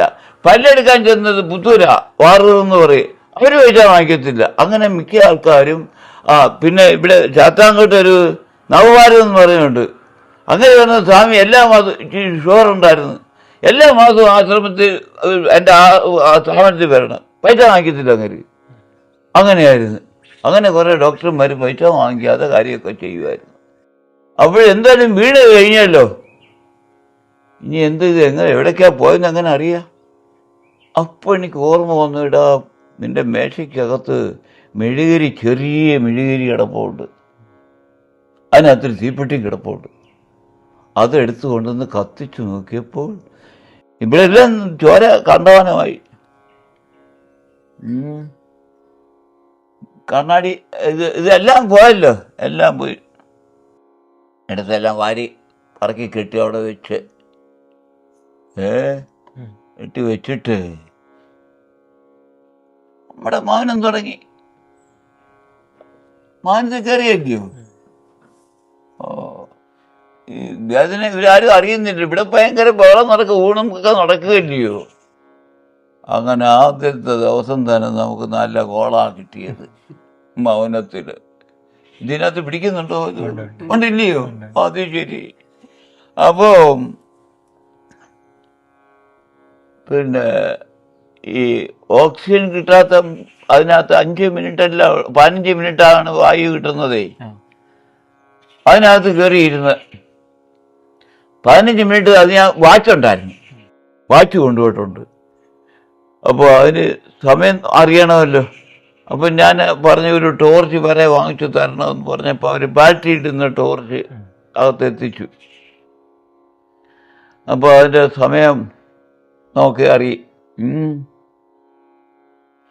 ഈ മെഴുകുതിരി കത്തിച്ചു വെച്ചപ്പോൾ 15 മിനിറ്റ് വായു കിട്ടും, പിന്നില്ല. അപ്പോൾ അത് അങ്ങനെ ഇരുന്ന് 93, 27 270 ദിവസമായപ്പോൾ ശരീരം അങ്ങ് വണ്ണിച്ച്. ഈ കഥവ് കയറാനും ഇറങ്ങാനൊന്നും ഒക്കത്തില്ല. എന്നുവെച്ചാൽ നീര് കയറി അടിച്ച് കംപ്ലീറ്റ് നീരായിപ്പോയി. എന്നുവെച്ചാൽ തുടയൊക്കെ ഭയങ്കര വണ്ണം, ചരിഞ്ഞ് വേണം കയറേണ്ടുന്നത്. കാർബൺ ഡയോക്സൈഡ് അല്ലയോ കഴിക്കുന്നത്, ഓക്സിജൻ ഇല്ലല്ലോ.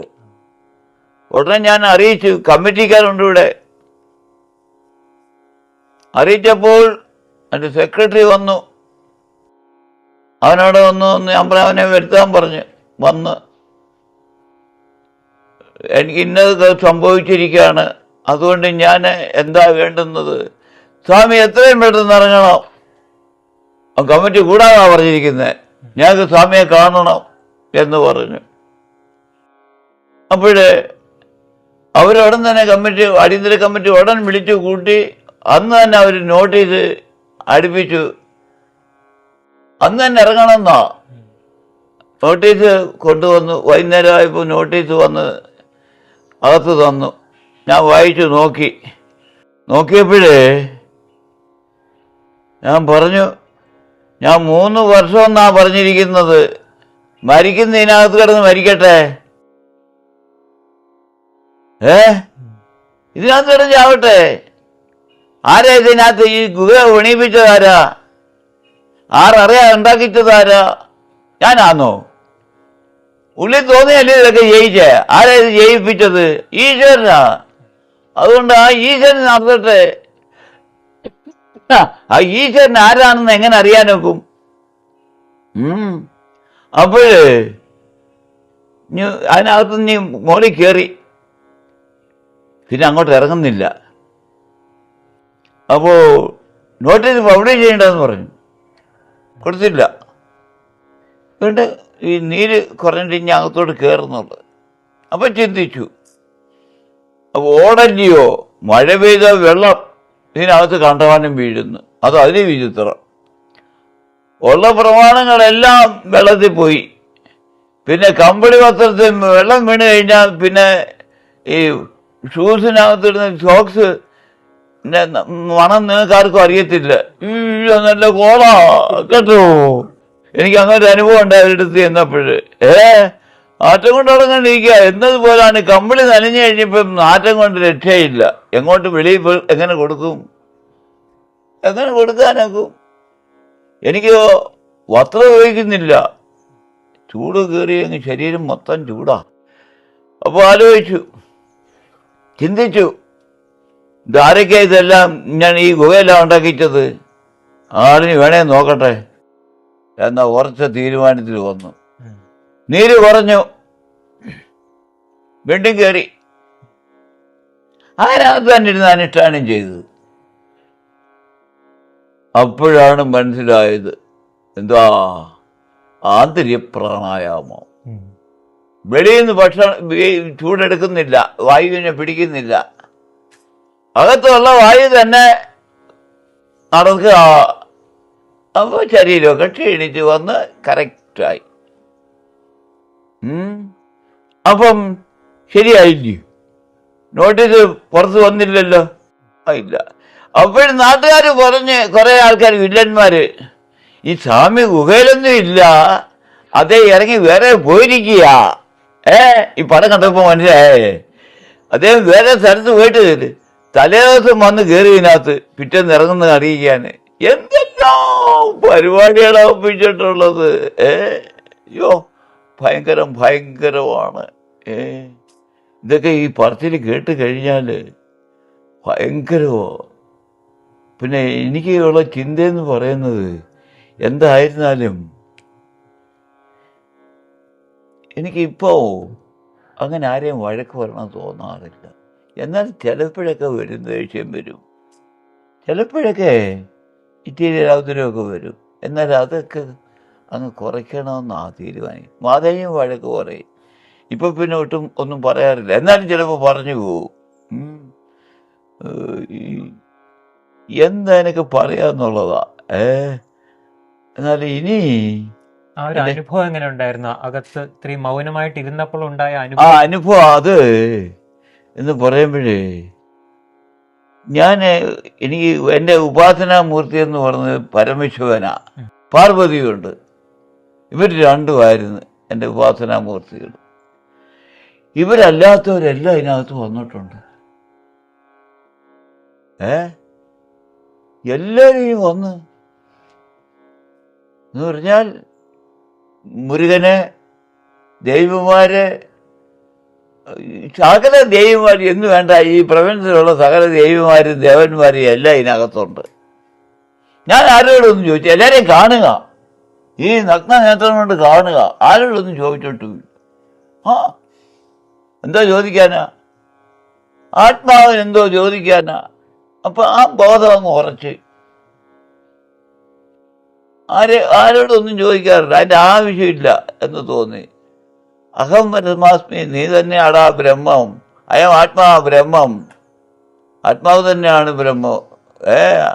പ്രജ്ഞാനം ബ്രഹ്മ, തത്വമസി, അവ 4 മഹാവാക്യങ്ങൾ, അതൊക്കെ അങ്ങ് ഉറച്ചു. പിന്നെ അതിനെ ഒന്നും ആർക്കും മാറ്റാൻ നോക്കുന്നതല്ലോ. പാല് കാച്ചി ഉറച്ച് തൈരാക്കി കടഞ്ഞെടുത്ത് വെണ്ണ കിട്ടി വെണ്ണ ഉരുക്കി നെയ്യാക്കി എടുത്തു കഴിഞ്ഞാൽ പിന്നെ അത് പാലാകുമോ? പിന്നെ അത് പാലാകത്തൊന്നുമില്ല. അത് ആ രീതിയിലിരിക്കുക. അതിന് ഇനി ആർക്കെങ്കിലും എന്തെങ്കിലും ചെയ്യാൻ നോക്കുമോ? അവിടെ പറയുന്നവർ കിടന്ന് പറയുന്ന കാര്യം അവൻ്റെ വായുടെ നാട്ടം കുറേ പോകുമായിരിക്കും. ഇത്ര തന്നെ. എനിക്ക് വിദ്യാഭ്യാസം ഇല്ലാത്തത് കൊണ്ട് ഞാനിപ്പോൾ എന്തെങ്കിലുമൊക്കെ ഔത്തം പറയുന്നുണ്ടാവും കേട്ടോ.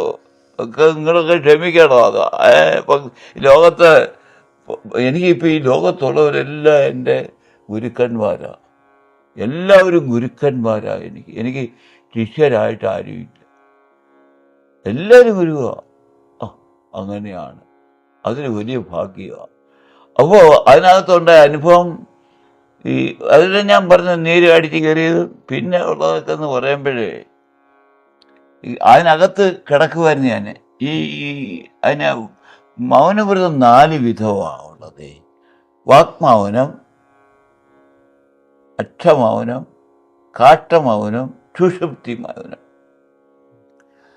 അപ്പോൾ വാങ്മൗനം എന്ന് പറഞ്ഞാൽ അത്യാവശ്യ കാര്യങ്ങൾക്കൊക്കെ ഒന്ന് എഴുതി കൊടുക്കാം.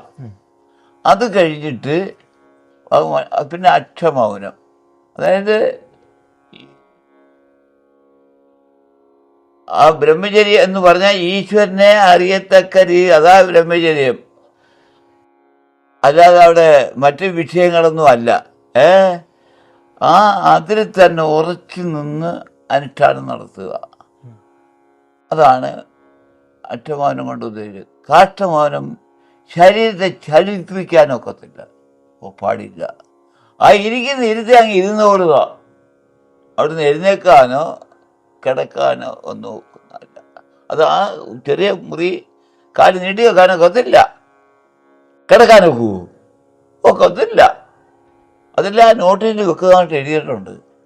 അപ്പോഴേ പിന്നെ ഇരിക്കുന്ന കൂർമാസനം തന്നെ ഇരിക്കുന്നേ. പത്മാസനത്തിന് സുഖാസനം, എനിക്കുള്ള സുഖാസനം അതായിരുന്നു. ഈ ശരീരത്തിൻ്റെ വെയിറ്റ് മൊത്തം താങ്ങുന്ന ഈ കാലായിരുന്നു. അങ്ങനെ ഉണ്ടായിരുന്നു. അത് വളരെ സുഖമായിട്ട് അങ്ങനെ ഇരിക്കുകയായിരുന്നു. പിന്നെ എനിക്ക് വലിയ ബുദ്ധിമുട്ടുകളൊന്നും ഉണ്ടായിട്ടില്ല. എന്തെല്ലാം അറിയണമോ അതെല്ലാം അറിയാൻ കഴിഞ്ഞിട്ടുണ്ട്. ഇനി അത് ലോക നന്മയ്ക്ക് വേണ്ടിയാണ് എന്നൊരു ചിന്ത വന്നുകൂടി. അപ്പം നീ താഴോട്ട് ഇറങ്ങണമല്ലോ. താഴോട്ട് പോരുന്നു. വീണ്ടും നമ്മൾ പഴയ പടിയിലേക്ക് വന്ന് അതിനുശേഷം എനിക്ക് തോന്നി ഇനി ഇതിൻ്റെ ഒന്നും ആവശ്യമില്ല. അപ്പോഴും വിടുന്നില്ല. ഇനി ഉണ്ടടാ കാര്യം, ഇനിയുണ്ട് കാര്യം. അത് നീ ഒരു ഉപകരണമായി മാത്രം നിന്നാൽ മതി. പ്രവർത്തിക്കേണ്ട ഒരു പ്രവർത്തിച്ചു വേണമെങ്കിൽ. ഇപ്പം എന്നെ സംബന്ധിച്ച് ഇവിടെ അത് വേണമെന്നോ ഇത് വേണമെന്നോ ആ ചിന്തയൊന്നും ഇപ്പോൾ വരുന്നില്ല. പിന്നെ ജീവിക്കാനുള്ളത് ഇച്ചിരി ചാപ്പാട് വേണം. 3-4 പേർക്ക് കഴിക്കാനുള്ള പെൻഷൻ കിട്ടും. അത് മതി. അത് ഇപ്പോൾ ആരോട് പറഞ്ഞാലും അവർ ഇപ്പം പലർക്ക് ചക്കോളി ഒരു കടയിൽ നിന്ന്, ചക്കോളി അറിയാവോ? അറിയാം. അവിടുത്തെ ഒരു പഴയക്കാർ ഒരു ഹാജിയാരുടെ കടയിൽ നിന്നാണ്, മുസ്ലിമിൻ്റെ കടയിൽ നിന്നാണ് ഈ സാധനം ഇവിടെ വരുന്നത്. ഇവിടെ കൊണ്ടുവന്നിട്ട് സാധനം എല്ലാം വാരി ഇവിടെ കൊണ്ടുവച്ച് ആര് പോവും? കാശ് കൊടുത്താൽ വാങ്ങിക്കും, ഇല്ലെങ്കിൽ ചോദ്യം എത്ര വേണമെങ്കിലും തരും. കാരണം അത്രയും അവർക്ക് കിട്ടിയിട്ടുണ്ട്. ഈ സങ്കല്പത്തിന് വിലയുള്ളതല്ലേ. നമ്മുടെ കാര്യത്തിന് ഇപ്പം മത ചോദിക്കും, സ്വാമി എല്ലാവർക്കും കൊടുക്കുന്നു, ഇഷ്ടം പോലെ കൊടുക്കുന്നു. പിന്നെ മരുമോന് അസുഖം വന്നു, അവൻ തളർന്നു പോയതാ. അപ്പം പറയും, ശങ്കരൻ പറഞ്ഞു, സ്വാമി അവൻ ചത്താ പിന്നെ ഈ ആശ്രമം ഇല്ലേന്ന് പറഞ്ഞു. അപ്പോൾ ഞാൻ പറഞ്ഞു, അവൻ യാഗത്തില്ലെന്ന് പറഞ്ഞു. മതയെ അറിയിച്ചില്ല. 10 ദിവസം കണ്ണ് തുറന്നിട്ടില്ല. ശരീരം മൊത്തം ചലനമറ്റ് കിടക്കും. അപ്പോഴാ ശങ്കരൻ പറയുന്നത്, അവനെ രക്ഷപ്പെടുത്തണേ, അവൻ ചാവത്തിനെന്ന്. 10 ദിവസം അവന് വേണ്ടി സങ്കല്പിച്ചു. അവനിപ്പോൾ സംസാരശേഷി കിട്ടി, വണ്ടി ഓടിക്കും. കൃഷ്ണൻ്റെ വർക്കായിരുന്നു ഉള്ളത്. വലിയ വർക്ക് 3-4 സ്ഥലത്തുണ്ട്. പുള്ളി അതിൻ്റെ മോട്ടറൊക്കെ ഫിറ്റ് ചെയ്യുന്നതുമൊക്കെ. അപ്പോൾ അതൊക്കെ നല്ല കമ്മീഷൻ കിട്ടുന്നതുമൊക്കെയാണ്.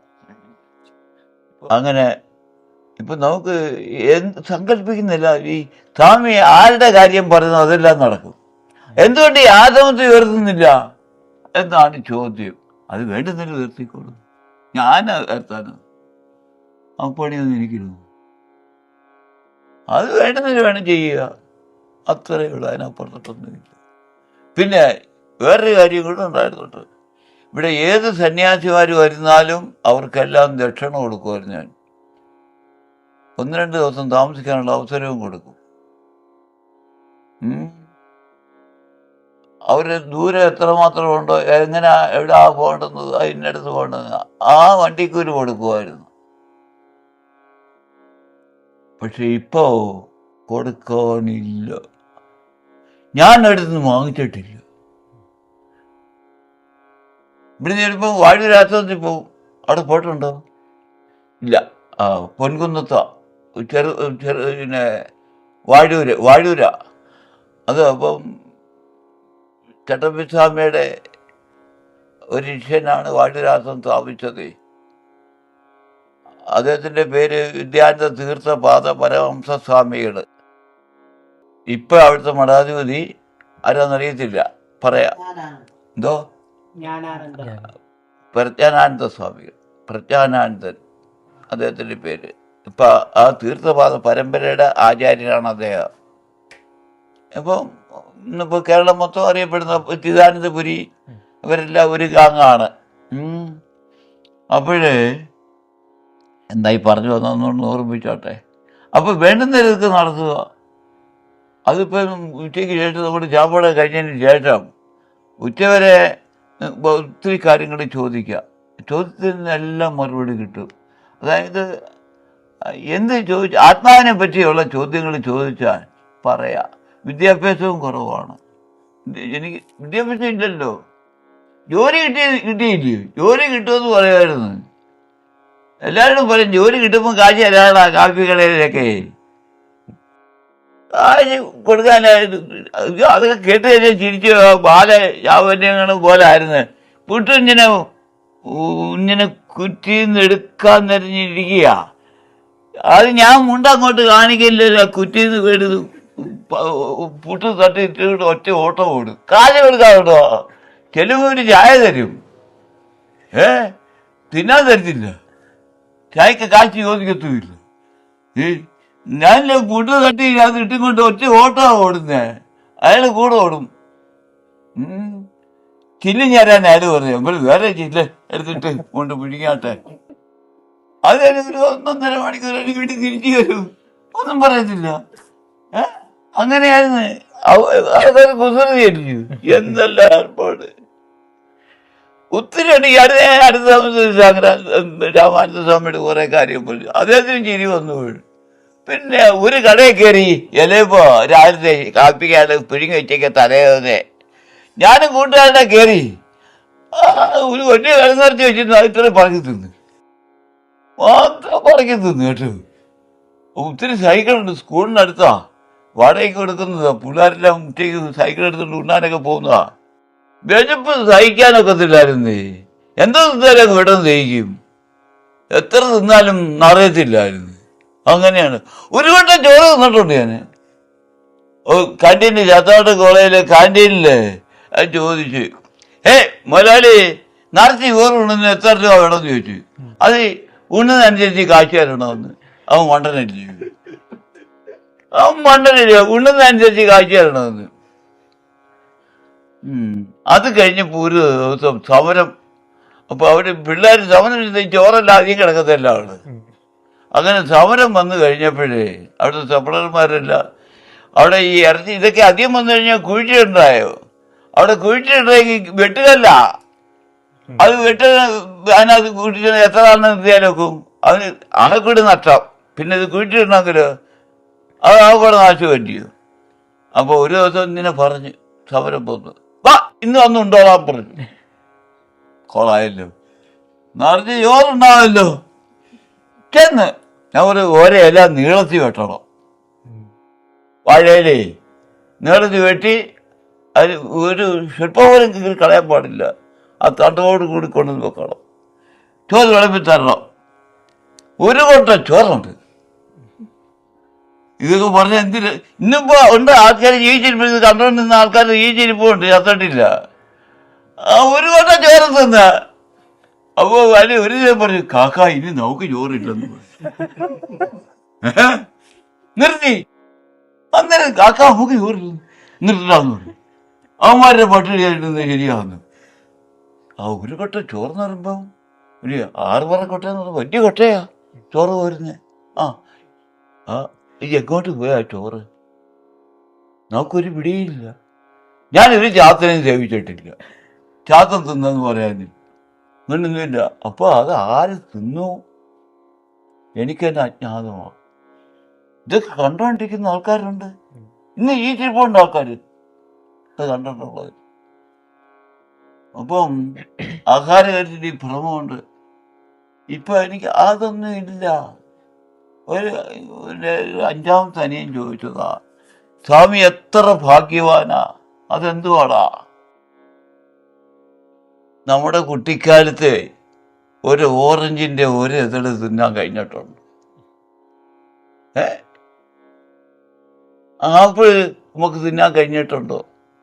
മുന്തിരിങ്ങ നമുക്ക് തിന്നാൻ കഴിഞ്ഞിട്ടുണ്ടോ? സ്വാമി എത്ര ഭാഗ്യവാനാ. ഇപ്പൊ പഴവർഗ്ഗങ്ങളല്ലേ തിന്നുന്നത്, പാലും പഴമല്ലേ കഴിക്കുന്നെന്നാ ചോദ്യം. എന്തോ മറുപടി പറയാനും. അവന് ജോലി ഉണ്ടായിരുന്നു. അവന് 5 ആണുങ്ങളില്ലയോ, അവരെല്ലാം എല്ലാവരും വലിയ നിലയില്ല. അതിൽ കുടുംബം മാത്രമേ ഒരു ഇല്ലാത്ത കുഴപ്പത്തിൽ കിടക്കുന്നത്. ബാക്കിയുള്ളവരെല്ലാം നല്ല നിലയിലുള്ള ജീവിതമൊക്കെയാ. അപ്പോ അവന് ഇഷ്ടം പോലെ പഴവർഗ്ഗങ്ങൾ മാറ്റേണ്ടി വരും. ഇവിടെ വന്നാല് മാതാജിക്ക് തുണിയും എനിക്ക് തുണിയൊക്കെ കൊണ്ടുവരും. ഒരേ മാതാപിതാക്കളുടെ മക്കളാ, ഒരേ മാതാപിതാക്കളുടെ മക്കളാ. എന്തുകൊണ്ട് നമുക്ക് ഇങ്ങനെ വന്നു? അത് അങ്ങോട്ട് പഠിക്കേണ്ട കാര്യമാണ്, ചിന്തിക്കേണ്ടുന്നതാ. 6 മക്കളുള്ള കൂട്ടത്തില് ഒരു മൂത്ത പുത്രനാ ഞാൻ, ഏറ്റവും മൂത്തതാ. അവനിങ്ങനെ സന്യസിക്കണമെന്ന് ആരുടെ നിയമം? ഇതെവിടെ നിന്ന് വന്നതാ? ആണ് അത്ഭുതമാണ്. മറ്റേ എനിക്ക് തുണിയൊക്കെ വാങ്ങിച്ചിരുന്ന അവൻ മരിച്ചുപോയി കേട്ടോ. അവൻ സമ്പത്തൊക്കെ ഉണ്ടാക്കി ഇഷ്ടംപോലെ. എന്നാ അപ്പോൾ ഈ അനുഭവം എന്ന് പറയുന്നത് ഈ സുഷുപ്തി മൗനം എന്ന് പറഞ്ഞാൽ, അത് പറഞ്ഞില്ലേ, കാഷ്ടമാനെന്ന് പറഞ്ഞല്ലേ അല്ലേ? പറഞ്ഞായിരുന്നോ? പറഞ്ഞു. സുഷുപ്തി മൗനം എന്ന് പറഞ്ഞാൽ ഉറക്കമില്ലാത്ത അവസ്ഥയാണ്. ഉറക്കമില്ല. അങ്ങനെ വന്നപ്പോൾ നമുക്ക് ഒരു ദിവസം ഒന്ന് ഉറക്കളച്ച് അടുത്ത ദിവസം ഉറങ്ങാതിരുന്നു കഴിഞ്ഞാൽ എന്തായിരിക്കും? വെപ്രാളം അല്ലയോ? അങ്ങനെ അനുഭവം ഉണ്ടായിട്ടുണ്ടോ? ഉറക്കമില്ല കഴിഞ്ഞാൽ പ്രാന്തായില്ലേ? പ്രാന്തന്മാർക്ക് ഉറക്കമില്ലല്ലോ. ഓഹോ, എനിക്ക് പ്രാന്തമായി, ഇപ്പൊ മൗനം കഴിഞ്ഞ് വരുമ്പം പ്രാന്തമായി ആളല്ലേ എന്നാകുമല്ലോ. അപ്പോഴാ ചിന്ത വീണ്ടും ഉണർന്നു വന്നപ്പോഴേ, അപ്പോൾ സൂര്യൻ്റെ ഉറക്കമുണ്ടോ? ചന്ദ്രൻ്റെ ഉറക്കമുണ്ടോ? ഇവർക്ക് സൂര്യനൊന്നും ഉറക്കമില്ല. അപ്പോൾ എപ്പോഴും ജ്വലിച്ചു നിൽക്കുകയാണ്. ആ ബോധം നമ്മൾ ഉറച്ചു. അപ്പോൾ പ്രാന്തല്ല എന്ന ബോധം വന്നു. 8, 10, 12 ദിവസമൊക്കെ ഉറങ്ങാതിരുന്നിട്ടുണ്ട്. അങ്ങനെ അത് ബോധ്യം, അതാ വലിയ അനുഭവം. അത് ഇപ്പം പ്രാന്തം അല്ല എന്ന് ഉത്തമ ബോധ്യം വന്നു. ശരീരക്ഷീണം. പിന്നെ മറ്റൊന്ന് പറയുമ്പോൾ ശരീരത്തിൽ വെള്ളം തൊടാൻ പാടില്ലായിരുന്നു. അതായത് ഈ ഇതിനകത്തൂടെ വെള്ളം ഒഴുകിക്കൊണ്ടിരിക്കുക. സദാസമയം ഇടവഴുന്നിടത്ത് നല്ല തണുപ്പ് വരേണ്ടുന്നതാ. ഇത് തണുപ്പല്ലായിരുന്നു, ചൂടാ. ദിഗംബരനായിട്ടാണ് കഴിഞ്ഞു വിടുന്നത്, വസ്ത്രം എടുക്കാറില്ല. അപ്പോൾ ദിഗംബരനായിരിക്കുന്നതിന് അപ്പോൾ ഈ ശരീരം ചൂട് വന്നപ്പോഴും ഞാൻ ഒരു ദിവസം അപ്പോൾ ഈ മുറിയിൽ വരും. അവിടെ നിന്ന് കുറച്ച് സമയം ഇവിടെ വന്നിരിക്കും. കംപ്ലീറ്റ് അങ്ങ് അതിനകത്തല്ല. എൻ്റെ മെഡിസിൻ ഞാൻ സമയം എനിക്ക് എപ്പോഴും ഇരിക്കണമെന്ന് തോന്നിക്കഴിഞ്ഞാൽ അപ്പോഴങ്ങ് ഇറങ്ങും. ഒന്ന് നിവർന്ന് കിടക്കണം എന്ന് തോന്നിക്കഴിഞ്ഞാൽ അവിടെ തന്നെ കിടക്കാനുള്ള സൗകര്യം ഞാൻ ഉണ്ടാക്കും. കാല് ഈ ചെറിയ റൂമിലോട്ട് വരും, കാല് പാദം അതിനകത്തോട്ട് വരും, കഥ തുറന്നിടും. അപ്പോൾ തല പടിഞ്ഞാറോട്ടിരിക്കും. അങ്ങനെയാണ്. അപ്പം അത് അപ്പം മുന്നോട്ട് കയറണ്ട, അവിടെ തന്നെ കഴിഞ്ഞു കൂടാ. പക്ഷെ അവൾ വായു കിട്ടത്തില്ലല്ലോ, പ്രകാശം വല്ലതും കേട്ടോ. ഈ ഭയങ്കര പിന്നെ നമ്മുടെ സ്വന്തം പ്രകാശം കൊണ്ട് വേണം നമ്മളെല്ലാം നടത്തേണ്ടത്. പിന്നെ ഈ ഈ രാജവെമ്പാലയുടെ കാര്യം മാതാജി പറഞ്ഞില്ലേ, തലേ ദിവസം ഞാൻ കണ്ടേ അവൻ ഇവിടെ ഇങ്ങനെ കയറി വന്നതായിട്ട്. പിറ്റേ ദിവസം മാതാജി അതിനെ തേടി, രാജവെമ്പാല എന്ന് മാതാജിക്ക് അറിയത്തില്ലല്ലോ.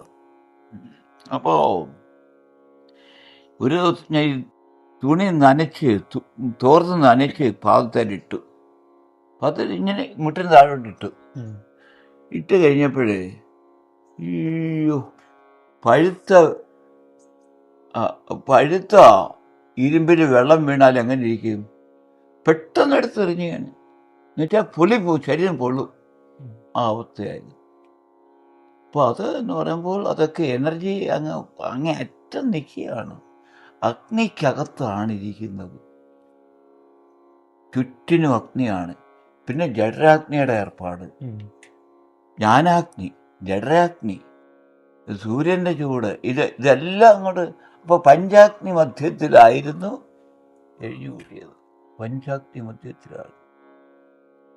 ഇത്രയും കാലം അപ്പോൾ ആ പ്രാന്തം എന്നുള്ള ആ ഭാവം പോയി കഴിഞ്ഞ് പിന്നെ വെളിയിൽ വന്നു കഴിഞ്ഞപ്പോൾ ഏതാണ്ട് 43 ദിവസം സംസാരം ഇല്ലാതെ വന്ന്.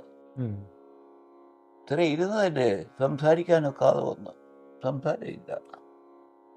അങ്ങനെ അവസ്ഥ വന്നു. അപ്പം ഞാൻ വിചാരിച്ചു പോക്കായിരിക്കുമോ, എന്നാലും എഴുതി കാണിക്കാമല്ലോ എന്ന് ചിന്തിച്ചു. അത് എനിക്ക് എമ്മങ്ങോന്നുന്നേരെ കേട്ടിട്ടുണ്ടോ? CPIയുടെ മന്ത്രിയായിട്ട് അദ്ദേഹത്തിൻ്റെ ഒരു അനുജനല്ല ചേട്ടനാ മൗനവ്രതമായിരുന്നു. അദ്ദേഹത്തിന് ഇന്ദിരാഗാന്ധി യോഗമാർഗമൊക്കെ യോഗ പഠിച്ച് അങ്ങനെ ഉണ്ടായിരുന്നു. അങ്ങനെയും കാര്യങ്ങൾ ഉണ്ടായിട്ടുണ്ട്. അപ്പോൾ അതൊക്കെ എനിക്ക് ഓർമ്മയുണ്ട്. അപ്പോൾ അതുകൊണ്ട് അതിലെന്നെല്ലാം നമ്മൾ മാറ്റത്തിനായി. ഇനി എന്താണാവോ? അവിടെ അങ്ങ് മൗനമായിട്ടിരുന്നല്ലോ ഈ 3 വർഷം. അപ്പോഴെന്തെങ്കിലും ഒരു രോഗാവസ്ഥ പോലെയൊക്കെ വന്നിട്ടുണ്ടോ? രോഗോ? അത് ഇതായിരുന്നല്ലോ, ഇനി നീര് കോഴിക്കൊണ്ടിരിക്കും. അത് പിന്നെ മാറി, അത് മാറിക്കഴിഞ്ഞ് വീണ്ടും നമ്മൾ അതിൽ തന്നെയല്ലേ പിന്നെ ഇരുന്നേ. അപ്പൊ പ്രാണിനെ വെളിയിൽ നിന്ന് എടുക്കുന്നില്ല. ഇപ്പൊ നമ്മളെ കുഴിച്ചിട്ട് കഴിഞ്ഞാൽ ചാകത്തില്ല, ഇല്ല, ജീവൻ അതിനകത്ത് തന്നെ അവിടെ നിന്ന് തന്നെ പ്രാണനെ എടുക്കുകയല്ലേ.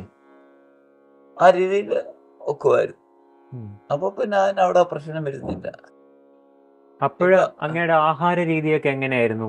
ആഹാരം അത് ചില ദിവസം പഴമൊക്കെ എടുക്കും, ചില ദിവസം ഒന്നും എടുക്കത്തില്ല. ഇപ്പൊ ഇന്ന് വെക്കുന്ന സാധനം ഇന്ന് അങ്ങ് എടുക്കും, നാളെ എടുക്കും, പുതിയത് വെക്കും, വീണ്ടും അതും എടുക്കത്തില്ല, വീണ്ടും അത് പഴയതെടുത്തിട്ട് വീണ്ടും പുതിയത് വെക്കും. അങ്ങനെ ഉണ്ടായിട്ടുണ്ട്. പക്ഷെ 1 മാസം വരെയൊക്കെ വെള്ളവും വേണ്ട, ഒന്നും കഴിക്കാതൊക്കെ ഇരുന്നിട്ടുണ്ട്. ഒന്നും വേണ്ട, അത് ആ സമാധിയിൽ അങ്ങ് ഇരിക്കുക, ഉപ്പാദശ പോലെ, ഒരവസ്ഥയിൽ നിന്ന് മറ്റൊരവസ്ഥയിൽ ആ രീതിയിൽ അങ്ങ് സുഖമായിട്ട് അങ്ങ് ഇരിക്കുക. ഇപ്പൊ പുഴുവായിട്ട് ഈ ചിത്രശലഭം ആയിട്ട് പിന്നെ പറന്നു വരുന്നത് ഉപ്പാദശ, അതുപോലെ ഒരവസ്ഥയിൽ നിന്ന് മറ്റൊരവസ്ഥയിലേക്ക് മാറുക. അപ്പോൾ അങ്ങനെയൊക്കെയുള്ള ഒരുപാട് അനുഭവങ്ങൾ.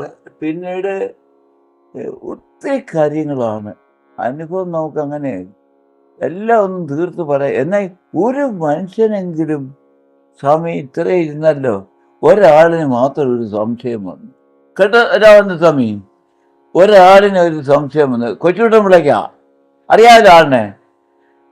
സ്വാമി, ഞാൻ ഉദ്ദേശിച്ചത് 1 വർഷം ഇരുന്നപ്പോൾ വലിയ നഖമൊക്കെ ആയിട്ടാണ് വന്നത്, കണ്ടാൽ പേടിച്ചു പോവായിരുന്നു. ഇപ്പൊ സ്വാമി ഈ നഖമൊക്കെ, അപ്പൊ കൊച്ചുകുട്ടൻ പിള്ളേ നഖം കാണാനാണോ കാത്തിരുന്നത്?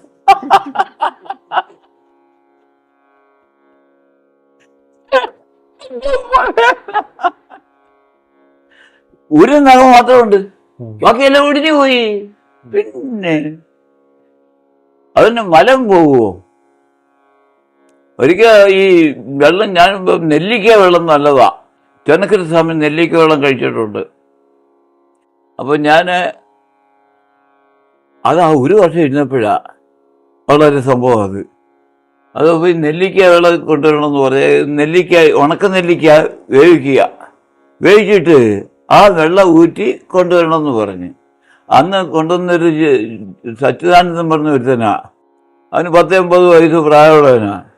അവൻ എന്ത് ചെയ്യുന്നൊരു അത് നെല്ലിക്ക അങ്ങ് അരച്ച് ചേർത്ത് ഇനി കൊണ്ടുപോകുന്നു, കുടിച്ച്. അയ്യോ, അത് വലിയ കുഴപ്പമായി. മലം പോവുമോ? ഒന്നും തിന്നുന്നില്ലല്ലോ, മലം പോകാനില്ലല്ലോ. എങ്കിലും ചിലപ്പോൾ പഴം തിന്നു കഴിഞ്ഞാൽ ഇത്തിരി പോകുമല്ലോ. അപ്പോൾ അതൊരു വലിയ കുഴപ്പമായി. അവനറിയത്തില്ല അതിനെപ്പറ്റി. ഞാൻ നെല്ലിക്ക വെള്ളം ധാരാളം കുടിച്ചിട്ടുണ്ട്.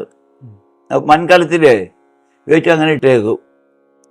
അത് അദ്ദേഹത്തിന് അറിയാം. അതേ ഈ വൈദ്യശാലയൊക്കെ നടത്തിയിട്ടുള്ളതുകൊണ്ട് അദ്ദേഹത്തിന് അറിയാവില്ല. അതിനകത്ത് സ്വല്പം ശർക്കര ചേർത്താലേ ചെറിയ ഒരു ലഹരി പോലെ തോന്നും. അത് നല്ലതാ അത് കഴിക്കാൻ. അങ്ങനെ ഒന്നുണ്ട്. ഉണക്ക നെല്ലിക്ക അത് തമിഴ്നാട്ടിൽ നിന്ന് നെല്ലിക്കാന്ന് അവർ വലിയ തൊണ്ടുണ്ട് അതിന്. നമ്മുടെ നാടൻ ഒന്നും തൊലിയില്ല, അങ്ങനെയുണ്ട്, അതിന് തൊലിയില്ല. അപ്പോൾ പുറത്ത് വന്നു കഴിഞ്ഞാൽ 10-41 ദിവസം സംസാരം ഇല്ലായിരുന്നു. പിന്നീട് ആ സംസാരം കിട്ടിയത്.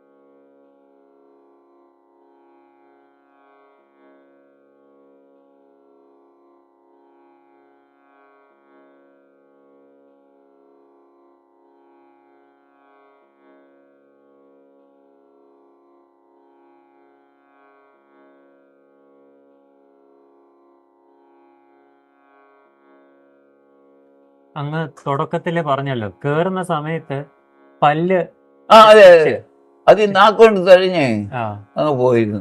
അത് അങ്ങനെ കളയി പോയി. അത് വേറെ ബുദ്ധിമുട്ടൊന്നും ഉണ്ടാക്കിയില്ല? ഒന്നും ഉണ്ടായില്ല, ഒരു പ്രശ്നം ഉണ്ടായില്ല. ഇങ്ങനെ നാക്കിന് തട്ടി തട്ടി തട്ടി തട്ടി അതങ്ങ് സ്റ്റിച്ചിട്ടുന്ന നൂല് കളയി പോയി. വേറെ കുഴപ്പമൊന്നും ഉണ്ടായില്ല. പിന്നെ ഈ ചൂട് സഹിക്കാനൊക്കെ ഭയങ്കരമായ മഴയാണെങ്കിലും മഴയൊന്നും ഒരു സൂര്യ വീണാ അറിയാം. വെളിയില് ഒരു ചെറിയ സൗണ്ട് കിട്ടിയാൽ മതി, അതിനകത്ത് ഭയങ്കരമായിട്ട് വലിയ മുഴക്കം കേൾക്കും. അങ്ങനെയായിരുന്നു. അപ്പോൾ ഇതിൽ നിന്ന് ഞാൻ ചില സിദ്ധന്മാരെ പറ്റി കേട്ടിട്ടുണ്ട്. അതിൽ ഈ സിദ്ധന്മാരെന്ന് പറയുമ്പോഴേ അവധൂത വൃത്തിയിൽ ഉള്ളവര് ഞാൻ കേട്ടത് പറയും ചാക്കുസ്വാമി, മാട്ടുസ്വാമി, ആട്ടുസ്വാമി, ചട്ടിസ്വാമി. ഈ തമിഴ്നാട്ടിലുള്ളവരാ. ഈ ചട്ടിസ്വാമി എന്ന് പറഞ്ഞ ആള് അതേ ഇരിക്കാറില്ല, കിടക്കാറില്ല, നടത്ത മാത്രമേ ഉള്ളൂ. ചട്ടി തലയെ കമത്തിരിക്കുക, മൺചട്ടിയാ തലയെ കമത്തിരിക്കുക. വിശപ്പ് തോന്നുന്നു കാണുമ്പോൾ ഈ ചട്ടി എടുത്ത് ഇങ്ങനെ പിടിച്ചോണ്ട് നടക്കുന്നത്. ആരോടും ചോദിക്കത്തില്ല, ഇങ്ങനെ പിടിച്ചോണ്ട് നടക്കും. രാത്രി 1 മണിയാകുമ്പോൾ ചിലപ്പോൾ വൻതികളായിരിക്കും നടക്കുന്നത്. അവിടെ ആരെങ്കിലും മനുഷ്യരുണ്ടോ? അതിന്റെ ചട്ടി അങ്ങ് നോക്കും. അപ്പൊ ആരെങ്കിലും ആഹാരം ചട്ടിയിൽ ഇട്ട് കൊടുത്തു കഴിഞ്ഞാൽ ആരോടും ചോദിക്കത്തില്ല. ചട്ടി ഇങ്ങനെ മലർത്തി പിടിക്കും, തലേന്നിട്ട് മലർത്തി പിടിക്കുന്നത് നടക്കും. അപ്പൊ ആ നടത്തം എന്ന് പറയുന്ന ഒരു ഭയങ്കരം തന്നെ. അപ്പൊ രാത്രിയോ പകലോ അദ്ദേഹത്തിനില്ല, കിടക്കുന്നതും ഇല്ല, ഇരിക്കുന്നതില്ല, നടന്നുകൊണ്ടേയിരിക്കുക. ചാക്കസ്വാമി ചാക്ക് മാത്രം എടുത്തേക്കുന്നത്. മാട്ടുസ്വാമി എപ്പോഴും ഈ മാടിനോട് തന്നെ സംസാരിച്ചുകൊണ്ടിരിക്കും. നിനക്ക് സുഖമാണോ, എങ്ങനെയൊക്കെ ഉണ്ട്, നീ പാലൊക്കെ കൂടുതലുണ്ട്. അപ്പൊ അതിൽ നിന്ന് ഇച്ചിരി ഏതെങ്കിലും പശുവിന്റെ പാല് ഇച്ചിരി കുടിക്കുകയാണ്, അത്രയേ ഉള്ളൂ. ആട്ടുസ്വാമി എന്ന് പറഞ്ഞാൽ അവനും അയാൾ ഈ പച്ച പെയിന്റ് അടിച്ചിരിക്കുക മുഖത്ത്, അങ്ങനെ ഉണ്ട്. അത് ആടിന്റെ ഇവിടെ ഇച്ചിരി ഈ ചെമ്മരിയാടാന്നല്ലോ, അതിൻ്റെ ഇവിടെ ഇച്ചിരി പാലും ഞെക്കി അയാൾ കുടിക്കും. വേറെ ആഹാരങ്ങളൊന്നുമില്ല. അവരൊക്കെ ആരാണെന്ന് ഭയങ്കരമാണ്. പിന്നെ സിദ്ധി എന്ന് പറയുന്നത് സ്വീകരിക്കാൻ പാടില്ല. അത് കാക്കക്കാഷ്ടത്തെക്കാളും നികൃഷ്ടമാണ്. ഞാൻ മനുഷ്യന്റെ കാഷ്ടം പട്ടി തിന്നു, പട്ടിയുടെ കാഷ്ടം കാക്ക തിന്നുന്നു. അതിനേക്കാളും നികൃഷ്ടമാണ് സിദ്ധി എന്ന് പറയുന്നത്. സിദ്ധി കാണിക്കാൻ പാടില്ല. ഈ സിദ്ധിയിൽ നിന്നു പോകും. അവൻ ആത്മജ്ഞാനം അവനുണ്ടാകുന്നില്ല. അവൻ ഈ സിദ്ധിയിൽ ഭ്രമിക്കും, കണ്ടമാനം സമ്പത്തുണ്ടാകും, അവസാനം ഈ സമ്പത്ത് അതുപോലെ പോവുകയും ചെയ്യും. അങ്ങനെയാണ്. അപ്പോൾ സിദ്ധി അല്ല വേണ്ടുന്നത്, നമുക്ക് ജ്ഞാനമാണ്. ആ ആത്മജ്ഞാനം, ആത്മാവ് എന്താണ്, അതിനെപ്പറ്റി പഠിക്കണം. അന്ന് ഞാൻ പറഞ്ഞു തന്ന കാര്യം പഠിച്ചോ? അത് ഓർമ്മയുണ്ടോ? എവിടെ നിന്നെങ്കിലും കിട്ടിയിട്ടുണ്ടോ? അത് ആരുടെയും ചോദിച്ചോ? ചോദിക്കണം, ജ്യോത്സ്യന്മാരോട് അങ്ങോട്ട് ചോദിക്കണം. പറഞ്ഞായിരുന്നു? പഠിച്ചു അത്.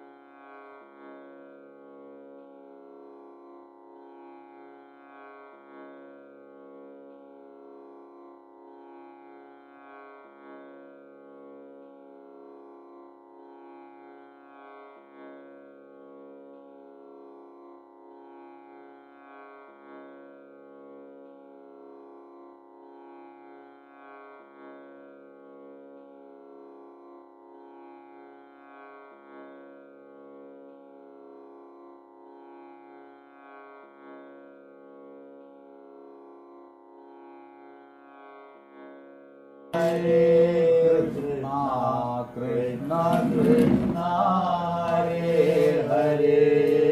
ദൈവമേ സച്ചിദാനന്ദ ദൈവമേ ഭക്തവത്സല ദൈവമേ തവ കാരുണ്യം സർവകാലം വരേണമേ.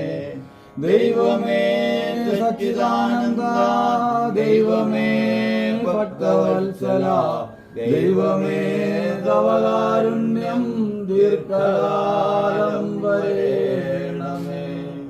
ഗുരുർബ്രഹ്മ ഗുരുർവിഷ്ണു ഗുരുർദേവോ മഹേശ്വര ഗുരു സാക്ഷാൽ പരബ്രഹ്മ തസ്മൈ ശ്രീ ഗുരവേ നമഃ.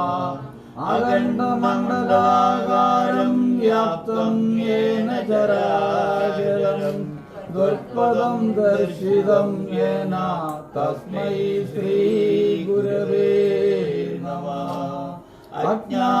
അജ്ഞാനതിമിരാന്ധസ്യ ജ്ഞാനാഞ്ജനശലാകയ ചക്ഷുരം മേലിതം യേന തസ്മൈ ശ്രീ ഗുരവേ നമഃ. ഓം അസതോ മാ സദ്ഗമയ തമസോ മാ ജ്യോതിർഗമയ മൃത്യോർമാ അമൃതം ഗമയ. സർവേ വൈ സുവിനഃസന്തു സർവേ സന്തു നിരാമയ സർവേ ഭദ്രാണി പശ്യന്തു മാ ഗച്ഛിത് ദുഃഖഭാവവേത്. ഓം സകനാവതു സകനോ ഭുനക്തു സകവീര്യം കരവാവഹൈ തേജസ്വിനാവതേ നമസ്തു മാ വിദ്വിഷാവഹൈ.